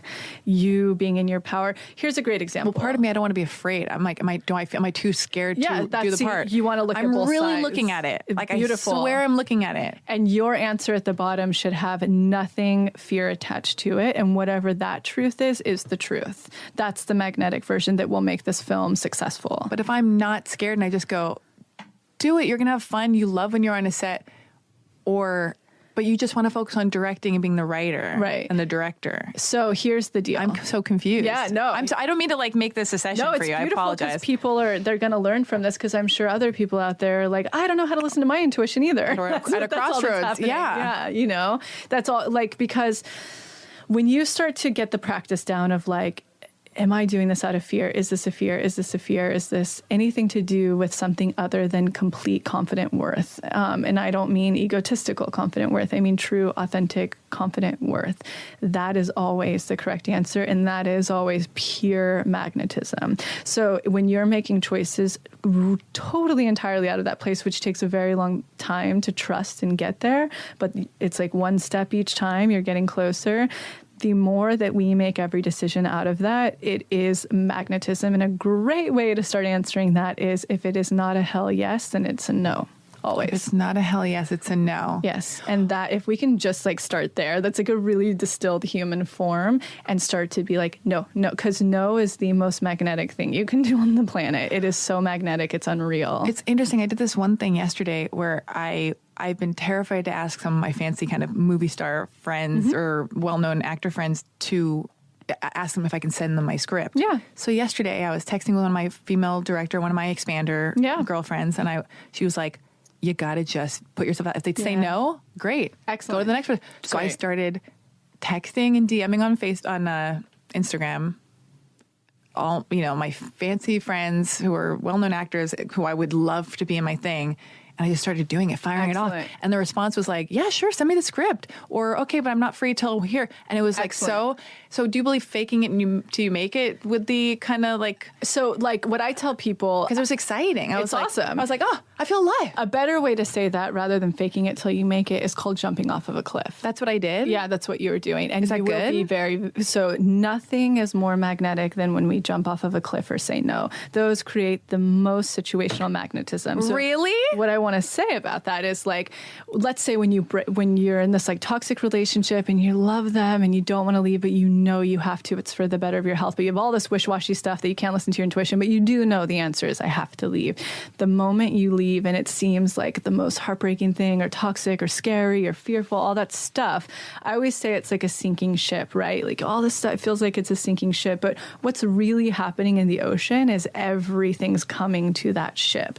The universe loves when you step into your worth and your power. That is self-worth, right? Because if we had come onto this planet and we didn't experience any pain or shame, which is the human experience, but if we didn't experience that, we would be these pillars of full love, total confidence, and just like living 100% in our flow. Boring. Just kidding. I want that. No, I want that. Because you could be that, but also really like eccentric and cool person. Like everyone's different. Yeah. It doesn't mean that you're like just this, I don't know, like evolved monk that's boring. Dork. Yeah. My version of that is so different than your version. And it's like, it can be like very boisterous but that is my truth, like you have to be in your truth. So when we jump off of a cliff, like we push past the fear, because all a fear is low self-worth, right? Like when you're afraid to reach out to them, it's because you don't think your work's good enough. It's a fear. That's all it is. And again, that's not in your power. So when you jump off that cliff, the universe is like, oh, Alexi's waking up. Oh, we can start to send her stuff because she's coming closer into her authentic self.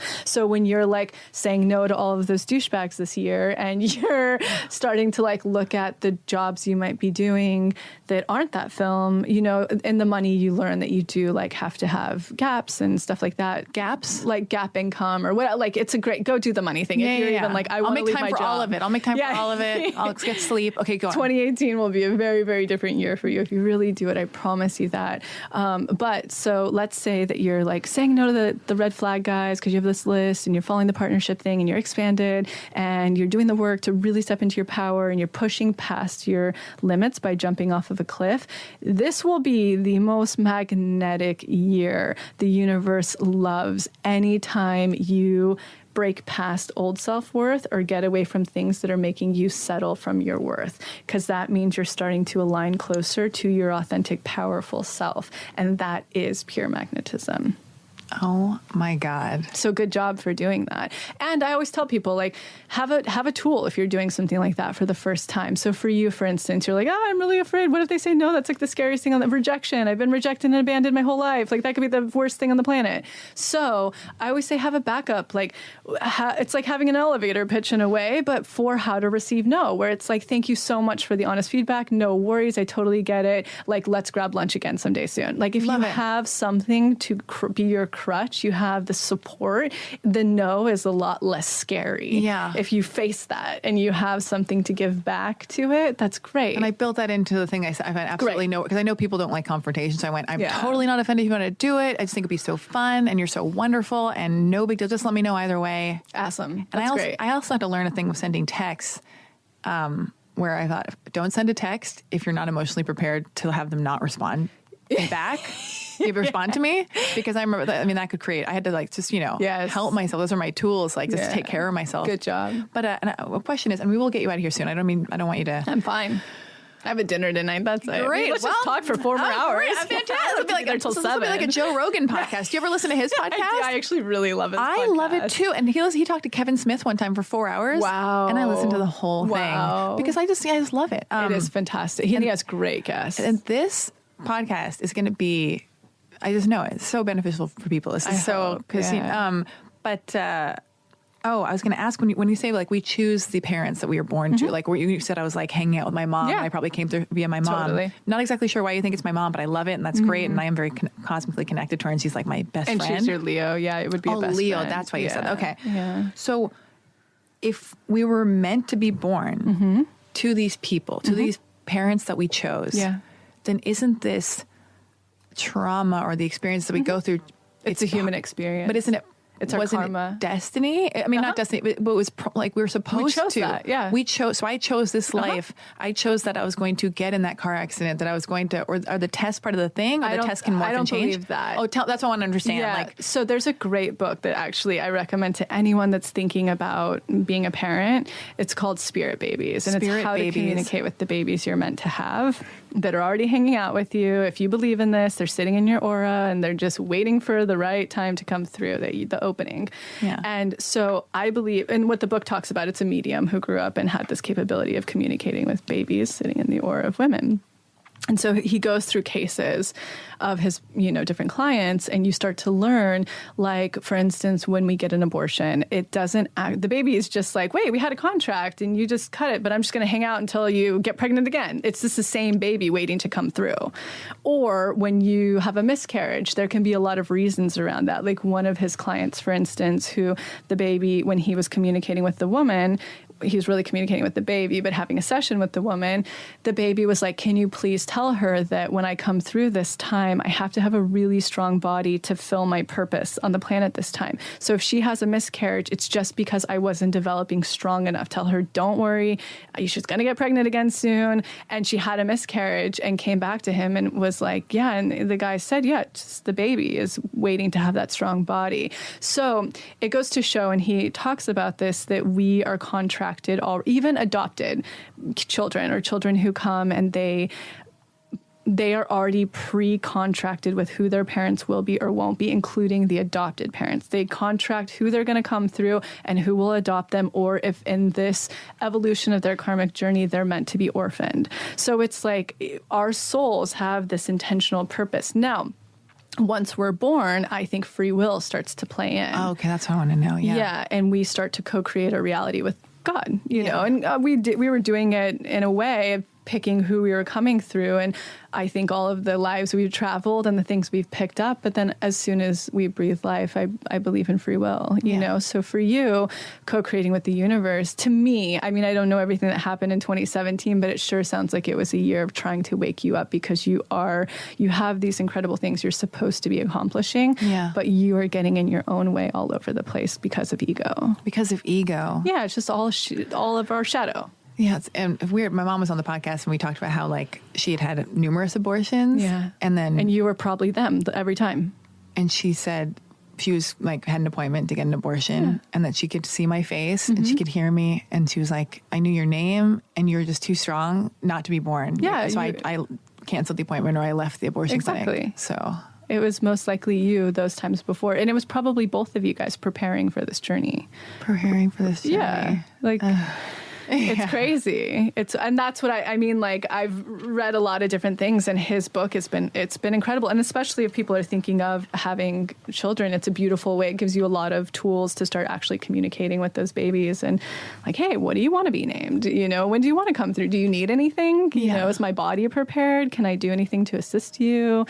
Or like, hey, I need time, you know, or if you are having trouble getting pregnant, you may not even have a baby around you and you need to call one in. Like, it's a really beautiful book for people who are trying to consciously conceive. So does that mean like a person, or like I'll speak for myself, but doesn't need to be afraid of aging out, of having a baby or whatever, because it's all what's unfolding is meant to be unfolding, and it'll be, if I adopt or if I don't, then it was meant to be this way. This is what am I sabotaging myself if I don't take the act? Oh, I got to do the work, and then maybe find that partner, the thing. So it's so interesting. It's like part of it seems like. So I believe, and this is my own personal belief and journey and all of that stuff, but I believe that like it's their choice. Everything that's happening is them. Like it's a joke if we think we're controlling the situation. The baby's choice? Yeah. Oh. It's their contract. It's their mission. Oh, wow. It's not us who's like choosing this stuff. It's totally them. We just get to create the openings, and if they're ready, they get to come through. Or my vagina. Yeah. It's open. Well, it's been wide open. More of like conscious opening. Okay. Like we're like, that was the dumbest unnecessary joke I've ever made on this podcast. No, it's great. Like your vagina will also be an opening. Thanks for joining me on that, Lacy. Thank you. Don't leave me hanging out here on this ledge of unfunny jokes. Okay. But it's them. It's the baby. It's the baby's contract. That's a really lovely like thing I've never heard. That's wonderful, and that takes the pressure off. Total pressure off. How do you feel about? And this is just because we're women, we live in Los Angeles, and what are your thoughts on like? Because I've yet to do any of this stuff, but I do think about it. Juvederm injections. Oh, yeah, Restylane or Juvederm injections in laugh lines. Or I'm not asking if you've done them. No, I've done it once. One time when I was 23, I had not 23, 27. I had Botox. Botox, yeah. How was that? So for me, what's fascinating because I'm like really versed in herbalism and diet, and I've tried it all. And so I had a couple of girlfriends, and I was like, I'm going to try. I'll try anything. And so I went, and it wasn't that effective. And what's even crazier, because I get really bad laugh lines around my eyes. I don't see that. At least we're laughing. Yeah, I mean, so right? Great. It's like the maps of your happiness. Yeah, and also laughing gives you a six-pack, I think. Totally. That's what I think. Yeah. I'm not even kidding. But like, so you went, and what the weird thing is. I did it, but what's so fascinating, I was like, okay, I kind of noticed, whatever. And when I actually went on a diet that was like really healing for my adrenals, because these lines are adrenal and kidney and digestive. And when I started to heal my adrenals, it all went away. So I'm not opposed in any capacity or any of that. I mean, laugh lines, like the nasal labial folds, because that's what I think about. Because I'm like, I get very self-conscious about this, and I wonder, like, the minute I inject something in my face, is it like it's over? You're on this fucking wild ride towards. I feel like it can be a down, slippery slope quick. So as like if you were my advisor, and you are on this podcast today, you're for this chunk of time. Absolutely. Do you, or just for women in general, is it like, I know it's all personal choice, but like. Here's what I would say. Poison in your face or do what you feel, baby. Yeah, here's what I would say first as a manifestation advisor. I would say, please go do the work as to why you need to do that to feel better, because I support anybody who wants to do anything to express themselves in any capacity. I'm fully supportive of anything, but I have watched all of the women in my family use plastic surgery as a Band-Aid to Band-Aid things that need to be healed, along with addictions. It's like, can you please go do that work, then make that choice? If you're still feeling called, because that's going to bring your confidence, rock on. Like, you're going to do it in a much more like a true, authentic way, natural way. I think that's how we lose people to going too far. It's like, it's not going to fix it. It's just not going to fix it. You've got to do, and then if that's your way to express yourself, rock on, dude. Go for it. There's even, I was listening to, do you ever listen to Luke's? Who's that? The lifestylist. It's lifestylist? If you want to, like, I'll listen to that. It's one of my favorites because he interviews like all the wackiest stuff out there in terms of like, spirituality, health, like all that kind of stuff. Yeah. And he's just phenomenal. I've been on it. He's really sweet. But he had a plastic surgeon, I want to say, or maybe it was just a surgeon who was primarily talking about the benefits of, like his mom didn't need knee surgery when she started injecting stem cells, like saying it's a wonderful preliminary thing. And then that's how I learned about the umbilical cord. Wow, I got to listen to this episode. It's great. It all seems like it could be very expensive, but that's okay because I'm going to start manifesting a lot of money. Yes. And but I also, that's again, it's like where you're like, okay, if I'm really self-aware and I'm really looking at all the aspects of like what's running me and like why I'm making decisions I'm making, is it like a Band-Aid and ego and all this stuff, or is it like, my face looks tired, but I feel wide awake, and like, we have this technology that can like just plump up my thing a little bit, just make me look how I feel internally, like. Let's do it. Like, that's why we drive cars, because we're not going to walk everywhere. Like, we have what technology. I do? Because like, shit will hit me all the time, just because we all do. We're women, and at the age of, as women, how we're still judged based on, you mean how our age and looks and all the things. How our faces deteriorate as women, and I just find death. different expanders. I'm like, that's all I do is now I'm like, Who's that one? I love her so. What's her Iris. name? Iris. No, but she's fucking phenomenal. Yeah. And she'll be a different generation of expander. Oh, she's for my me. I've already got those expanders in my brain. Iris, she's like 1,000 years old, gorgeous, super stylish. So stylish. Who are your expanders for so, aging? Like Diane Keaton is a fantastic one. Yes, Susan Sarandon. Does she get stuff done? She's great. She's great. But she genetically, I mean, she's like her. Maybe she does get stuff done. I have no clue if she does. It's really well. natural. Let's pretend they and don't. great. So these are our expanders. Oh, Huntley. oh. You know, Fuck with the gap between her yes. teeth. God damn it! What's she's her the name? ultimate expander. I mean, she was a supermodel, but not Farrah. Oh god, no, but God. Lauren Hutton. Hutton, yes, that's it. She's oh my phenomenal. God, what a babe. Or like every time I'm in Europe, I find like French women, and I'm like, dude, they look so much more chic than women, and when they have this, but they've also been aging really well naturally. And there are books about how they. I mean, this is we're going off on a total tangent, just like, but there are books about how they like do the tiniest. They do, it's like they do the which if I were to start thing. doing it, that would be me. Like it would be like so fucking natural. But is it natural or no? That we mean like with the injections, yeah, like natural injections. So hard to tell. Tiny. Oh yeah, because my dad lived in Paris for a while. Yeah, when I was still talking. It's like him. How to Be Parisian. They talk about. Yeah. So that's a confusing aspect there. Right now, I'm trying to tell people I'm like, oh, like I want to really embrace the like J. Crew model vibe. Because I've been looking to that as like, wow, those women are amazing. And they're all like mid to late 30s like, but they wear red lipstick and they really keep it together and they're very stylish. And they're with like great glasses. Great accessories. Completely. And it's just like clean, chic, minimal, effortlessly chic. I don't care, but I do care. Oh, they care. I mean, but I look great, but I also don't look perfect. You know, they're, like they're mothers, they're natural, they're gray and they're embracing it. It's like, wow. To me, those are the expand. But you just have to find your different expanders. So what do we learn today? Expanders are huge. Everything. Are so important. Got to find the examples. Yeah. Don't settle. Don't settle. Grow your self-worth on a subconscious level. Grow your self-worth on a subconscious level. Run into the fire. Start really passing your test. Oh my God. Oh, writing lists is pivotal. Huge. That's the starting point. And we're going to do the first one. The work. What's the first one called? So you're going to do the formula and magnetism workshop so that you can learn how to manifest the process. And magnetism workshop. Which is the video one. Then reparenting. Reparenting first, then shadow to just start dealing with the heavy lifting. And then go to money, because money is awesome. And then shadow after money?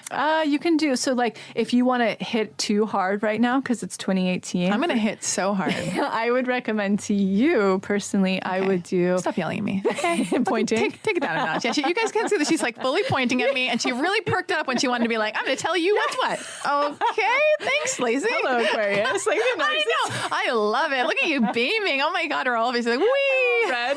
Oh my God. Okay. So we do the initial one. Yes. Then you're going to do first reparenting. And if you want to double up, so because you can watch the initial one in one day, right? You know, like here's what I want to do. I'm going to give Alexi access to all of these. This was a sponsored ad. I can't believe it is not. It is not, but it's just a product ad. Okay, you're not getting money. Hey, listeners, don't you want me to be the best version of myself I can possibly be so I can help even more with this podcast? Here's what you guys should all do together. Oh my God, our arms are like, you can't see our arms expanded. Okay. Here's what would be like the ultimate thing, right? What we're going to do is we're going to give Alexi, I'm just thinking about this all in real time. We're going to give Alexi all access to any of them.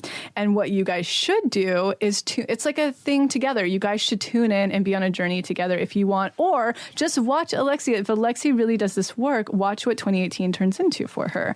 So it's like, I want you to do this, do all the work, and this is what you should do. This is what I advise you to do, is first the formula and magnetism workshop to learn the process of actual manifestation, like all the things we're talking about, expanding, and there's so much more to it. So that's number one. It's 11 videos. You can watch it in one day if you want. Then now you know the process. Then you're going to start doing the work. So what I would suggest to Alexi is to do reparenting and opulence at the same time. So reparenting and money, because one feeds the other. In opulence, you're going to learn all sorts of money programming you picked up in childhood, which you can take into reparenting and start working through it. So you would do one in the morning, one in the evening, and one's 5 days, which is money, and the other one's 8 days.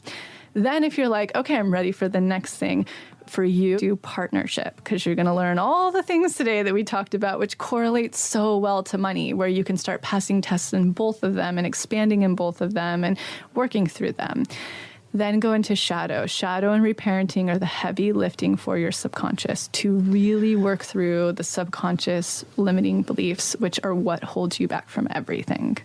Does that make sense? And then there's like a no one if you want. It just teaches you how to say no more so that you pass tests and you learn. Because when we're saying no to the universe, more than us like actually saying no to things, the action of really cutting it off and letting it go is far more important to the universe than it is to communicate. So if you're like, I'm not going to be with this person, but I'm still going to text and hold space for them in my life, the universe is like, oh, they're still with, it's energetically still with that person. So there's that one too. If you have trouble with that and you need to learn it on a deeper level, and it just shows you where all your blocks are, like in terms of conscious blocks in your life, like should you be in that job? It just has you take inventory of everything. So that's your roadmap. And you guys, if she does the work, tune in and you're going to fucking see. Oh my God. And a lot this year. It's interesting. Thank you. Yes. Thank you. Yes. And I, with that person I ran through the fire with, I sent a text to him and I was like, oh no, he sent, it was over. Yeah. Okay. It was over. Energetically, it was cut off. It was over. Like over the phone, it was done. He asked me on a date. No. Over on text, because he thought we were going to still just continue casually dating. That's a test. And so I went, no, I don't want to date anymore. I don't want to be romantic, but I wish you I'm happy to be friends. No. And good job. And then he texted me. He's like, I get it. And then he texted like, I don't know what he texted. And I guess I don't need to include all this stuff, but then he was like, I totally get it. Then he texted me something after that. Yeah, his trauma started to kick in. Ooh, Alexi just got a lot more interesting. Then he started self-worth. Then he texted me again. Now I'm more attracted. Yeah. Then he texted me again. I didn't respond. Then he texted me again. I didn't respond. But then I started getting shaky because I'm not used to, like, I felt guilty. I felt heavy. That's no confidence. I mean, that's no self-worth, and you're starting to step into it. So that's always going to happen. But then the other day, and this is probably where I faltered, but I don't think I did because I feel very released from it. Because I feel like it came from a place, but maybe that's just me just fucking talking gibberish. Yeah. He was like, because I unfollowed each other on social media and all this stuff. He was like, he was like, I just can't believe blah, blah. Like, and I just wrote, what do you want? What do you want to say? Because he wanted to talk to me. So I was like, you can call me. So I said that. And we talked on the phone. Yeah. Said everything I needed to say. Good. Said that, like, I'm not going to reach out, but I don't hate you. Like, I wish you well. I called him a narcissist. Mm-hmm. I was like, this is how I feel. I just stopped communication because I had to protect myself and take care of myself. Good job. Like, thank you for the time. Yeah. I was like, thank you for the time. I think you're great. We're not right together. I need this time. If we see each other, it'll be lovely. Hi, on the street. Yeah. Totally casual, but like, I can't. And he was like, okay, thank you. And then, I'm sure he's going to have to unpack the things that I said and think that's not my business. Who cares? Totally. But even that phone call, I remember being like, this is an adult decision to have the call. It's a worth decision. It was a worth decision. And then so I said all the things that I've been thinking, because it was like 3 weeks to a month of like me not responding to his text and him spiraling and me just being like uncomfortable in the silence, taking myself seriously. Yeah, codependence. Yeah. And then so the phone call, in a weird way, I was like, the phone call, is that me like going back to my like bad like behavior or not bad behavior? But then I feel like, and so here's a really good example of what Alexi is saying, which if you guys are tuning in and you find yourself in these positions, energetics mean everything. So all I'm ever trying to teach people is just energetics. You were so energetically clear that you're done, but you just are getting off the chest, like you're clearing energy, and and that doesn't mean go sleep with them. She had a very defined, clear, we will not be together. I don't want to be with you. I'm just getting rid of this uncomfortable tension that I'm closing the door. That's what you were doing. So that's perfect. That's okay. If women are listening to me say that and they're like, well, I better go call my ex to close the door. No! Do not fucking do that. That's not what Alexi's doing in that. You had a very clear energetic alignment that this is over. This is done. I'm not budging, but I wish you the best. Goodbye. That is perfect. You passed that test. Yay! Can't wait for the next one to roll through. It's gonna come. This might sound ridiculous to go from what you just said to what I'm going to say. Yeah. But I actually think about that. Where am I energetically? Where am I coming from? Yeah. When I post on Insta stories. Oh wow, yeah. Because a lot of people do, I bet. Because I feel like because already us putting ourselves out into the world via social media, us coexisting, like running into people in person. Every time you interact with another human being in whatever the platform is, people can project on you. We make Always. assumptions. We project onto people. We curate. That's already happening. Totally.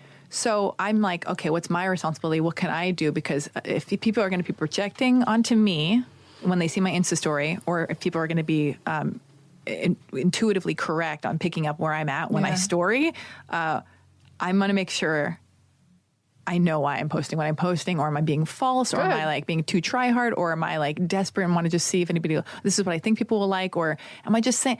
And so it's so funny because I feel like people can feel your intention and pick up on energy. Yeah, that's what it is to be extrasensory. So anybody who can, which is everyone, it means you are a sensitive human being. Yes, but I just want to give this last little story in closing. Yeah. So in closing, a lot of all right. Oh my God. Oh my God. Jesus Christ. This is the longest podcast I've ever done. Shit. Okay. Tell us this. Oh my God. No, tell us the story. Shit, no, we're bad. perfect. No, don't feel kidding. bad. I'm kidding. You tell me this story. So what I do, like when I'm figuring out my work, is I always survey, like I have a handful of my most magnetic clients. I mean, we're talking like one of them, she'll just think like, oh, it'd be cool if my product was in Vogue and this and that. And they'll call her the next day. She is so fucking magnetic.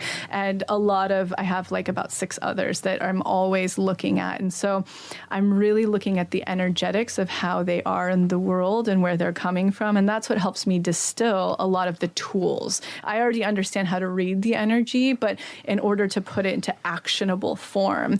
And so I have one actress client of mine, and she was like, she's really wonderful. And she's like, I'm going to start a podcast. I'm doing this. And I'm wondering, like I've filmed the opening like 180 times and I don't know, like, should I do it this way or more like this and yada, yada. And I was like, cut all that out. That's not magnetic. Magnetism is to be so purely you, who you are in that moment.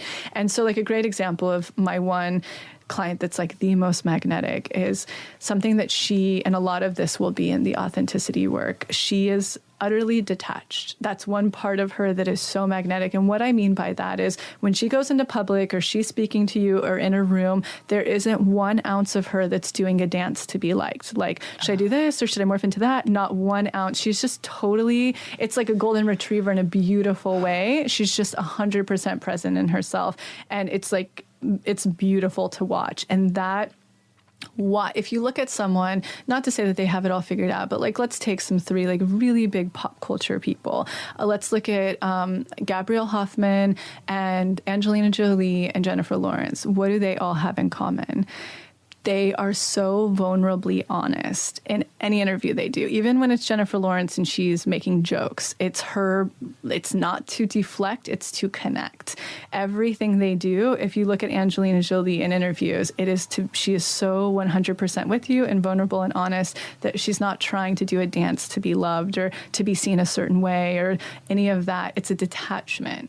So that is like when you start to learn tools to connect with that more, that's why the world can't take their eyes off of them, because 95% of us are all doing the dance. And we are so fucking drawn to anyone who's so not doing the dance. They're so detached and they're so vulnerable, so real. That is what pure magnetism is. And I just go off on that tangent because now when you're thinking of these, Instagram stories and stuff like that, when you can start coming through that place, watch. Everyone's always like, how do I grow my following? How do I do this? And I'm like, you want to start tapping into that energy where nobody can take their eyes off of you and they can't stop tuning in. Start being 100% yourself without needing any validation in return. Am I going to be okay? You're going to be fine. Really? Actually, you're going to be great. Like, I know you're going to be great. Oh my God. We were meant to talk today. We were meant to talk today. I can feel it. I've got another question, but I'll ask you later. Well, one more thing real quick. That was the perfect place to end, but we will get out of here. Tiniest question. Yeah. When I'm hanging out with someone. Yeah. And I have so much love for them and I appreciate them, I think they're wonderful. But if I'm hanging out with a person and I am profusely sweating, I'm talking even another girl and it's not a romantic thing. Mm-hmm. If I'm profusely sweating, internally just like so frazzled because I'm just so scared they're going to not like me or I'm not going to, I get so nervous. Totally. What is it? Is it that I'm not meant to be around them and they're toxic for me, or is that I just gave all my power away? So here's one way I like to answer that question. When people are like, oh man, I'm so drained when I'm around this, or if I'm out in here, I get so exhausted. Here's the deal. If you're 100% not doing that dance, you're completely detached, you're totally in your authentic self, you can never be drained because you're not exhausting your energy trying to be something that you're not. So that's one layer to answer that question.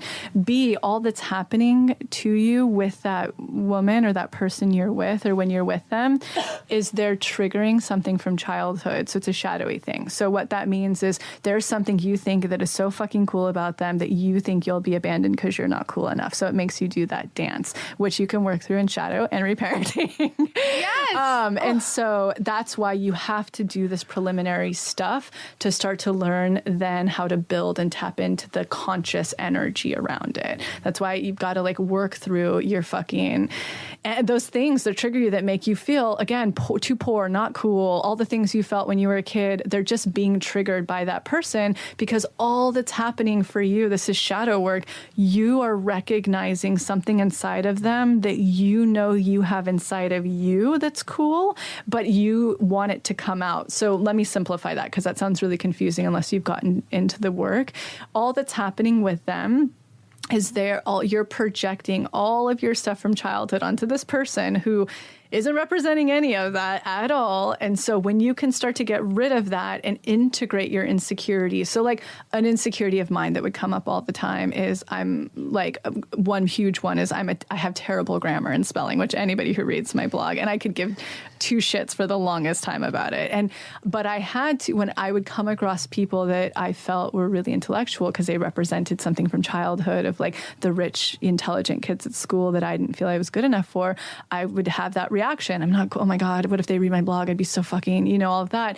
That you'll learn in the shadow workshop is you have to integrate that, meaning you have to drop that bomb, you have to own it. What we don't own owns us. What we don't own owns us, and it makes us do that ego dance around people. And that's why we need to start learning what all of our shadow, these aspects of ourself we've rejected, start to own them so that we stop needing to do that dance. Because again, that girl doesn't represent, she to you represents that, but she's not coming at you with any of that. She actually really likes me. Yeah, she does. So funny. And she has all the power because you're like a little puppy who's like, oh my God, you might abandon me. And that's why when I see really together, kind, handsome, successful, solid men, I go, I can't handle it because I go, they can't love me because I'm too weird and they won't like me and they'll be like, I'm just not at that level. No. Anyway, yeah. I can ramble for days and I kind of already have. Yeah. But it's been great though. Thank you so much for being on the podcast. You're so welcome. Thank you. And you have no idea how, this is just the most beautiful, lovely conversation ever. So thank you. I'm grateful. I hope it helps people and thank you. It's been fun to meet you. Bye. Bye.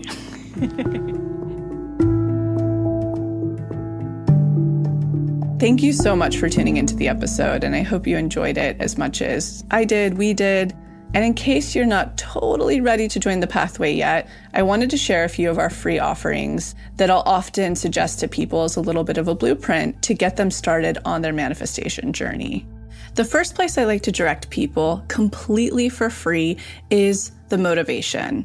You can see it linked below or on our homepage as our testimony library. And it's categorized by different subjects, whether you're calling in career, money, love, wellness, and much more. When you're reading about a member's experience of what they manifested, you're actually seeing to believe and showing your subconscious that that very thing is possible for you. The second place I like to direct people is to the free clarity exercise, which is also linked below. In it, you get to try our own unique hypnosis process, learn about the science, and some journaling prompts. And the best part about this, you'll get a tiny taste of what it's like to go into your hypnotic state, bring your subconscious forward, and create new neural pathways while receiving clarity. And the third thing, if you haven't listened to it on this podcast yet, please go back to the episode titled Manifestation 101, where you'll learn the basics of neural manifestation to truly understand this process. So go ahead and check out those free resources, the motivation, the free clarity exercise, and the episode Manifestation 101, all linked below. And in an effort to make sure to have representation in this process series, go ahead and submit any process testimonials you have. especially to our LGBTQ plus community, our BIPOC, as well as the Ys, which is anyone in the community who is 45 and over. All right, we'll be back next week.